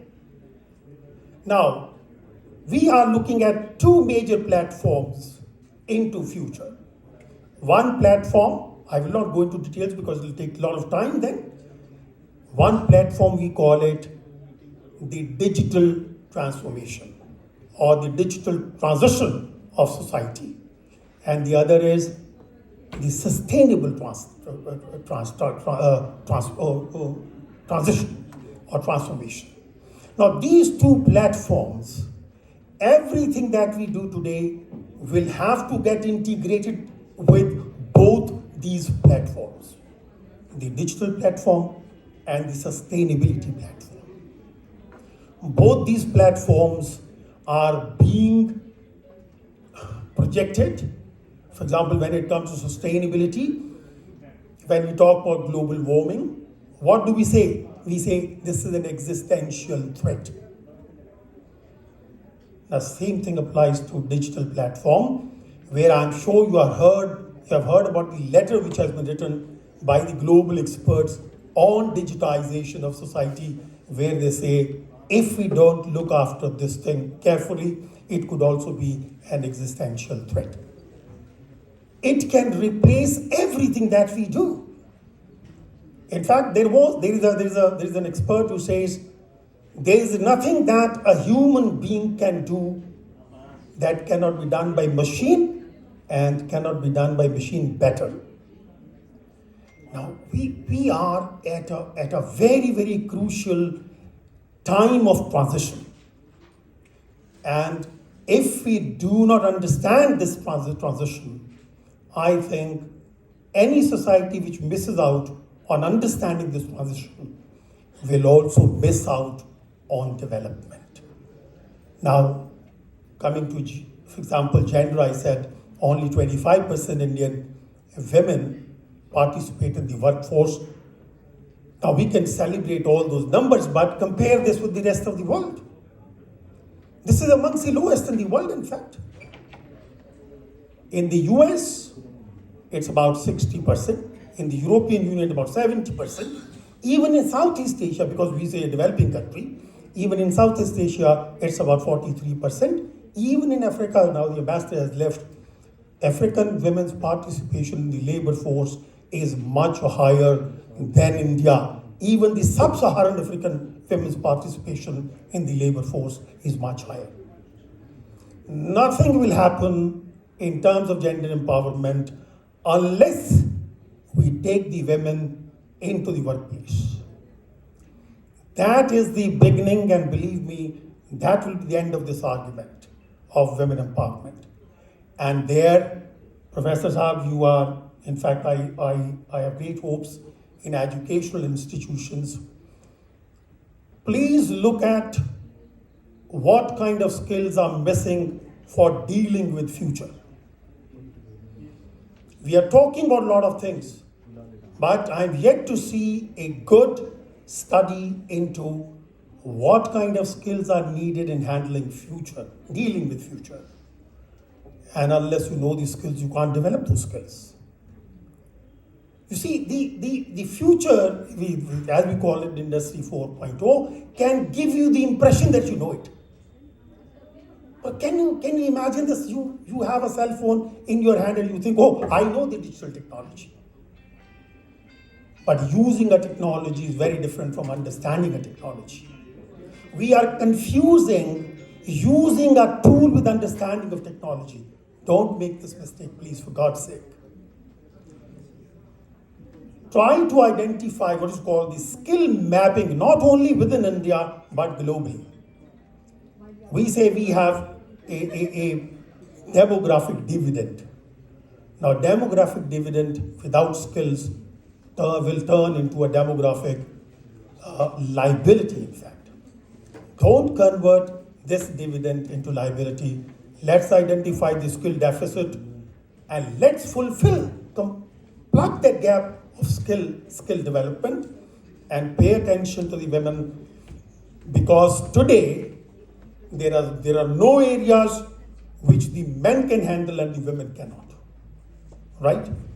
Therefore, the future, in my view, belongs equally to men and women, and this argument of gender discrimination will simply disappear if we empower our women through skill development.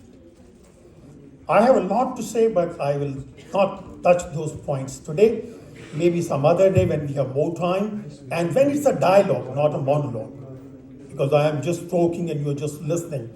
Maybe it doesn't make sense to you, and it might need a discussion, right? So therefore, maybe some other day when we have more time, I could very well come back and talk to you. But the time to be prepared for future is now. And if we don't do it, we will continue discussing these ideas of discrimination. It will not go away. Thank you very much. So it's time of memento for everybody. Everybody is waiting for that. And before that, Dr. Alok K. Mishra ji is here. His life was saved because of a child. If the child would not have been there at the time of his accident, शायद इनकी जान नहीं बचती. उस बच्चे ने इनकी जान बचाई थी और उस बच्चे को सम्मानित हम लोग. आपको बताते चले कि डॉक्टर आलोक कुमार मिश्रा देश के प्रसिद्ध मनोवैज्ञानिक हैं और एम्स दिल्ली के पोस्ट डॉक्टर फेलो रहे हैं और वर्तमान में joint secretary association of Indian universities AIU के पद पर कार्यरत हैं. डॉक्टर मिश्रा 900 से ज्यादा विश्वविद्यालय का मीटिंग कोऑर्डिनेशन देखते हैं. जैसा कि आपको ज्ञात होगा कि पिछले दिनों 28 नवंबर 2022 की रात करीब 9 बजे डॉक्टर मिश्रा ऑफिस से अपनी अम्बेसडर कार से घर की ओर जा रहे थे. तभी अचानक दिल्ली के इंडिया गेट से कुछ दूरी पर UPSC के पास करीबन 100 की स्पीड लिए गलत दिशा से आती हुई ऑडी कार से जबरदस्त टक्कर हो गई, जिसमें ड्राइवर के साथ साथ डॉक्टर आलोक कुमार मिश्रा गंभीर रूप से घायल हो गए. हादसे के दौरान सैकड़ों लोग घटनास्थल पर इकट्ठा हो गए, जिसमें से एक 14 साल का बच्चा अरमान और उसके ऑटो चालक पिता अपनी जिंदा दिली दिखाते हुए खून से लथपथ डॉक्टर मिश्रा और उनके ड्राइवर को एम्बेसडर कार से निकालकर बिना समय गवाए हुए उन्हें एम्स ट्रॉमा सेंटर में पहुंचाया, जहां डॉक्टर मिश्रा को सर, गर्दन और पैर में गंभीर चोटें होने का पता चला. डॉक्टर सुषमा सागर के निर्देशन में पूरी टीम ने फौरन इलाज शुरू कर दिया. डॉक्टर मिश्रा के सर पर 68 टाके लगे और ड्राइवर के पेट का ऑपरेशन करना पड़ा और कुछ दिनों बाद उनकी पत्नी डॉक्टर मीना मिश्रा के देखरेख में डॉक्टर आलोक मिश्रा को डिस्चार्ज कर दिया गया. आज करीबन 1.5 महीने के बाद डॉक्टर मिश्रा के चोट में तेजी से सुधार होता नजर आ रहा है, जिसके बाद डॉक्टर मिश्रा ने अपने सभी शुभचिंतकों को उनकी दुआओं और प्रार्थना के लिए धन्यवाद दिया. आपको बताते चले कि डॉक्टर मिश्रा ने हिम्मत और जज्बे के साथ जिंदगी से एक बड़ी जंग लड़कर ठीक होते ही ऑफिशियल कार्यभार संभाल लिया. इसी के साथ आपको एक और मुख्य बात बताते चले कि डॉक्टर मिश्रा ने अस्पताल पहुंचाने वाले 14 साल के बच्चे अरमान और उसके ऑटो ड्राइवर पिता को ढूंढकर सरकार के द्वारा फरिश्ते अवार्ड दिलवाकर उन्हें सम्मानित करवाया और हेड कांस्टेबल बाबूलाल मीना को विशेष सम्मान हेतु दिल्ली पुलिस कमिश्नर को नाम प्रस्तावित किया. तथा जॉइंट सेक्रेटरी AIU डॉक्टर आलोक मिश्रा ने बहादुर 14 साल के अरमान के लिए आगे भी मदद की बात कही और डॉक्टर मिश्रा ने कहा कि आशा करते हैं कि नए शिक्षा पद्धति 2020 के द्वारा भारतीय शिक्षा व्यवस्था में हो रहे परिवर्तन से अरमान जैसे मानवीय गुणों से युक्त बहादुर एवं सामाजिक रूप से जिम्मेदार बच्चे देखने को मिलेंगे. मैं बीच में बैठा था और सर इधर की तरफ बैठे थे और ड्राइवर इधर की तरफ. तो ड्राइवर अंकल के ज्यादा खून की नहीं निकल रहा था, चोट नहीं थी, सर के ज्यादा चोट थी सर पे. तो हमने उनके कपड़ा लगा रखा था, खून दबा रखा था बच्चे ताकि खून ना निकले ज्यादा. ऑडी वाले ने राइट टर्न मारा है, जिसमें भी वो नो राइट टर्न था और गाड़ी अच्छे से गई है वहाँ पर. तो जैसे ही हमारे को थोड़ा मौका मिला हम आगे बढ़े. सिग्नल पे चीज पुकार निकलने के बाद में फिर हमने देखा कि ब्लड आ रहा है और लोग मदद के लिए पुकार रहे.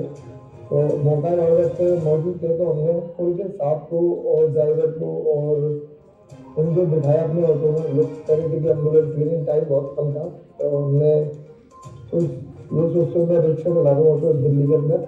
मैंने साथ को और ड्राइवर को दोनों को ट्रॉमा सेंटर एडमिट कराया. 28 नवंबर 2022 को मेरी ड्यूटी एम्स ट्रॉमा सेंटर में करीब रात 9 बजे थी.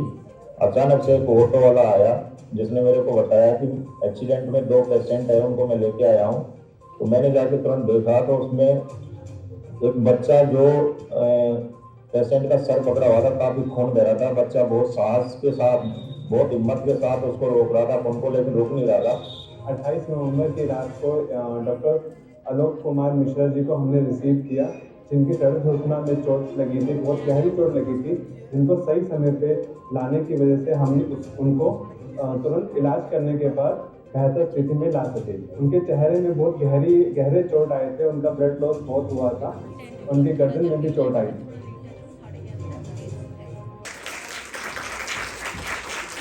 कुछ क्षण ऐसे होते हैं जब हम सिर्फ महसूस कर सकते हैं और एहसास, महसूस और उसकी अभिव्यक्ति कई बार और भी कठिन हो जाती है. जैसे हम जिंदा हैं और हम सब जिंदा हैं, इसका एहसास शायद हम गहरे से नहीं करते। तो जीवन में मैं मानता हूँ कि वो हर क्षण का एहसास होना वो बहुत महत्वपूर्ण है, और उसको एहसास को बनाए रखने में अगर किसी का योगदान होता है तो मुझे लगता है कि वो एक चमत्कार, एक बहुत बड़ी बात हो जाती है। तो अभी जो बात थी, क्योंकि ये रोड सेफ्टी, हम रोड सेफ्टी दिवस और मोबिलिटी की बात करते हैं, हाई टेक्नोलॉजी, आज देश की सड़कें अमेरिका के बाद सेकंड नंबर पे आ रही हैं। अभी पिछली रिपोर्टिंग थी, हम हर दिन जो है 100 किलोमीटर रोड्स बना रहे हैं, बिना किसी ब्रेक के आप जा सकते हैं। लेकिन हम रोडें अच्छी कर सकते हैं, लेकिन हम अच्छी सेंस कहाँ से डेवलप कर पाएँ? Sensible driving. आज पर डे की जो रिपोर्ट है, 1 लाख एक्सीडेंट पर डे होते हैं। ये इसलिए नहीं होते कि रोड्स खराब हैं, इसलिए होते हैं कि हमारे पास वो सेंस नहीं है, सेंसिबल ड्राइविंग हमारी कहीं पर वो मिसिंग है।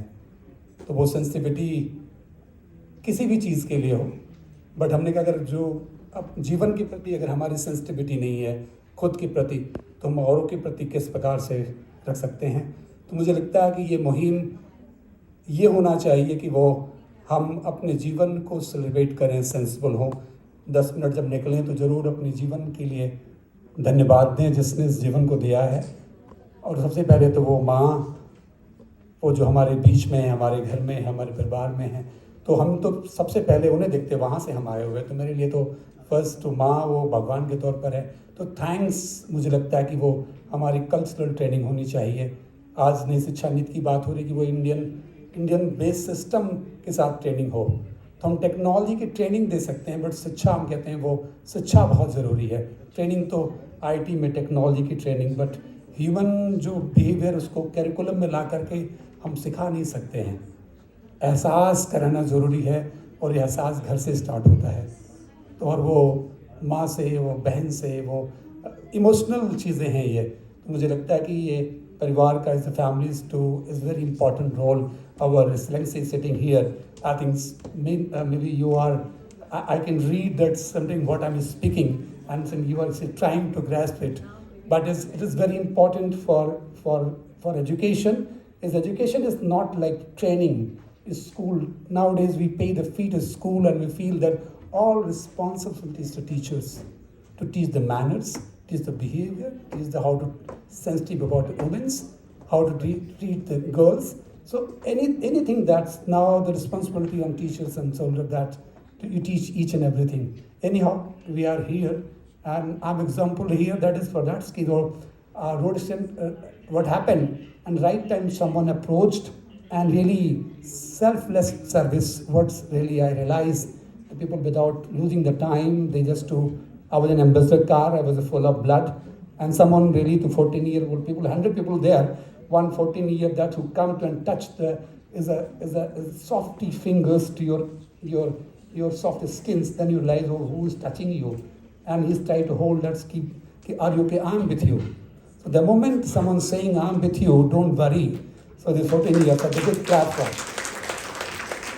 So sensible driving, and for any moment of things, until unless not to turn to the level of the consciousness, and not reach to the level of responsibility that no one can teach to take a responsibility. You have to really to learn it.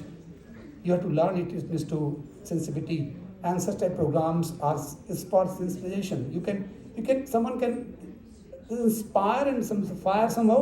Now you have to catch it. So how they play the important role. Really, this is so. I would like to Mudgal sir and Ambassador as our excellency here. I would like to just to really to walk to the. Both the young and the father and the son is here who played a role, and this so I need to approach the Delhi government. That's for Fariste Award. I think you're not aware, so immediately that Fariste Award to Fariste certificate from that immediately approach that Fariste Award that who saved the life, the concern of a doctor for the government. So immediately in the AIMS facility, immediately the certificate was awarded within 24 hours, not to wait any function or something. But really this certificate was in only no one was there, and that's why I called him, okay, this time to at least know the bravery, know the human kindness, and same time how to right time take a right step. It is very important. So there is no education. The children that both were studying, they are without mother. One fact, and they are facing the hardship to study, and the father is driving the auto so that he can fulfill the bread and butter for family. But beyond that, the values are very high. So this is not education, no training, no just to be a human, just be human. And now we like to invite and to a big class for it.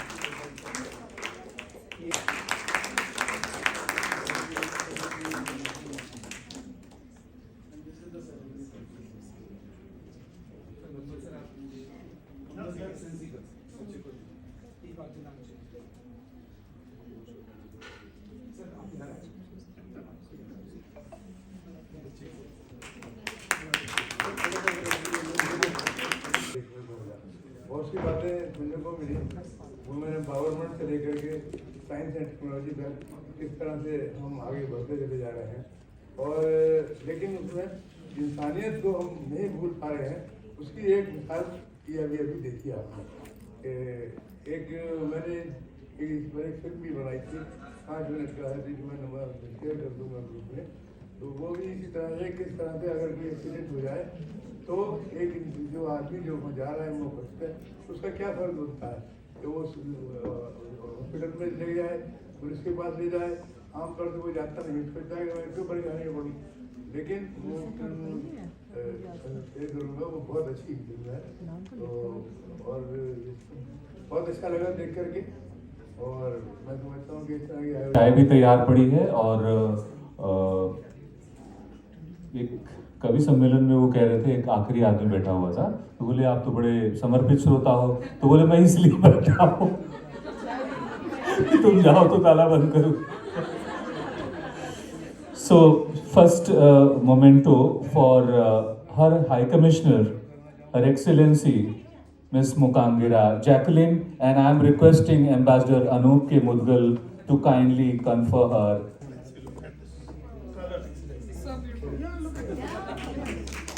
I would request other dignitaries who are on the stage to join, and Dr. Harpreet Madam also.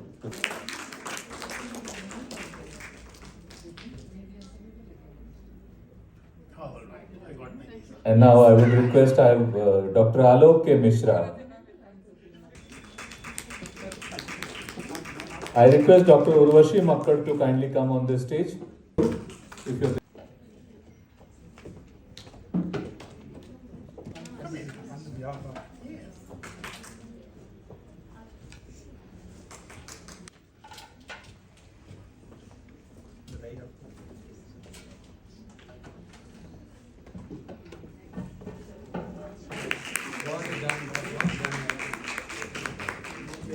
Has she left? Miss Rekha Sharma?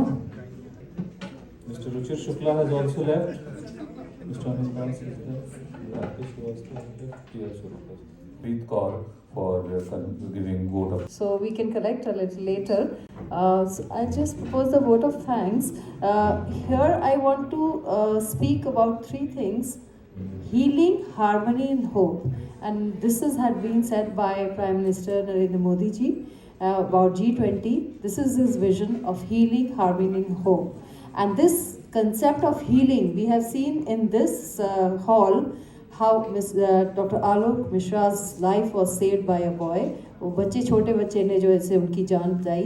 तो इस तरह की अगर खूबसूरत समाज में इस तरह के लोग हैं तो कितनी खूबसूरत बात है. So that concept of healing is there. Harmony. I think harmony was spoken beautifully by Professor Charan Singh, who is part of the think tank into this G20 also. Yet he is there talking about the cultural background, our cultural legacy. So that mix of this technology plus the modernity and everything, but based on rooted very much in our traditional values, has been elucidated by Professor Charan Singh. And then we had this industry-based panel also. This industry-based panel talked about balance, but what I feel is there is a gap between academia and industry. Of course, we are supplying to industry our students, but that gap is there, and how to fill that gap, that is, I think, the question. And for that, I think both sides have to come together. We also, because industry wants ready-made professionals, and we have to train them in consonance with the industry, so that togetherness should be there, and that should be our crux. And industry should come forward by various things, like whether it is CSR or other things, placement drives and all, as has been pointed out. So that those things should be there.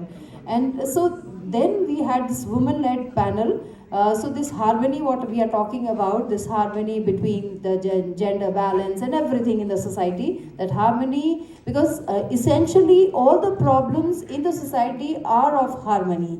If society is harmonious, I think there will be no problem. And so harmony has to be created, and that should be our, I think, and then lastly, of course, the hope. And this hope has been talked all through, that despite all negative or downsides, because downsides are always there, we have to have hope and come out for a future which is very bright, which is woman-led, which is empowered, where there is no talk about gender biases. The very fact that we talk about women-led development or women empowerment is because they are not empowered.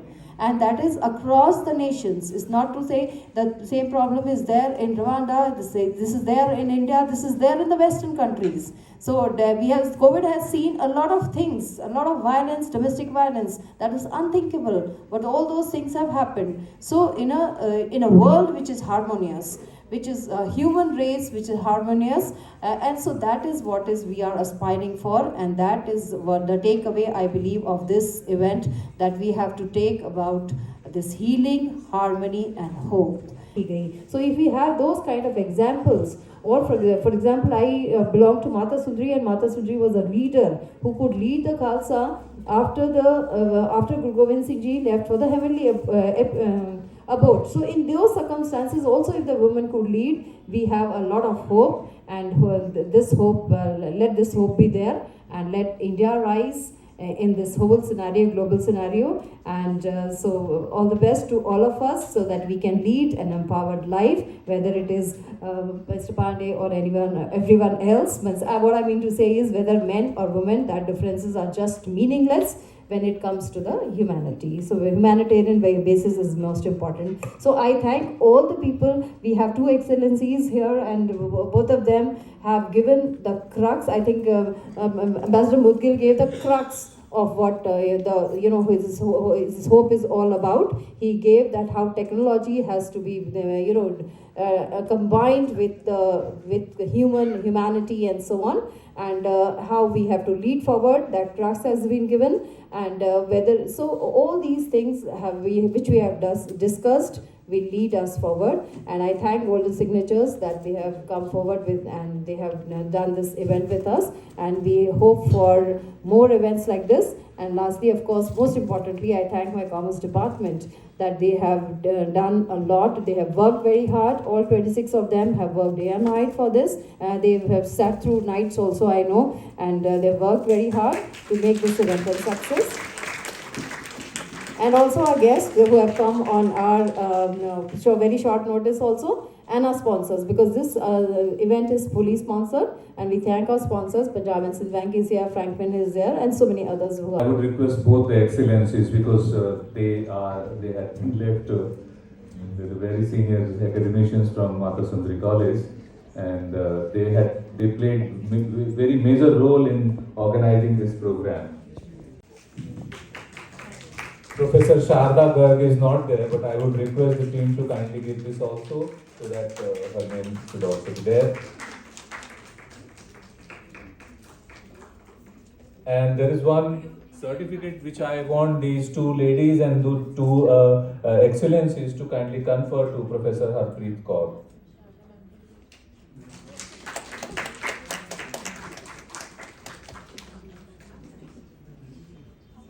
I would request Priyal Bharadwaj to please come on the dais.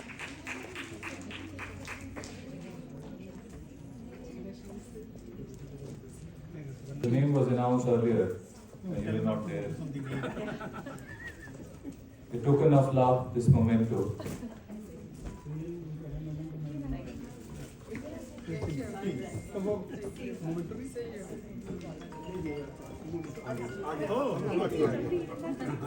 This is yours. Please. Quick selfie, sir.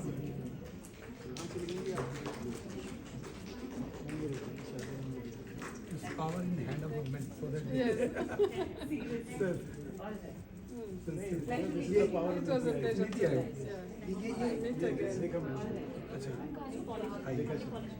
I'd like to thank each one of you from the Mata Sundari College, all students, all faculty.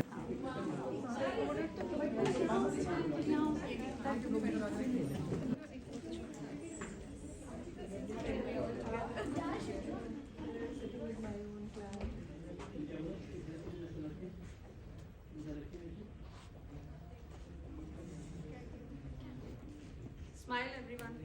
Sir, madam.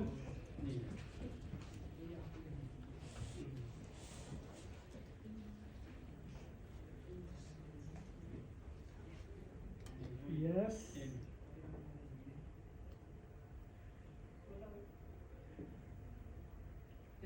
Dr. Haleen Kaur.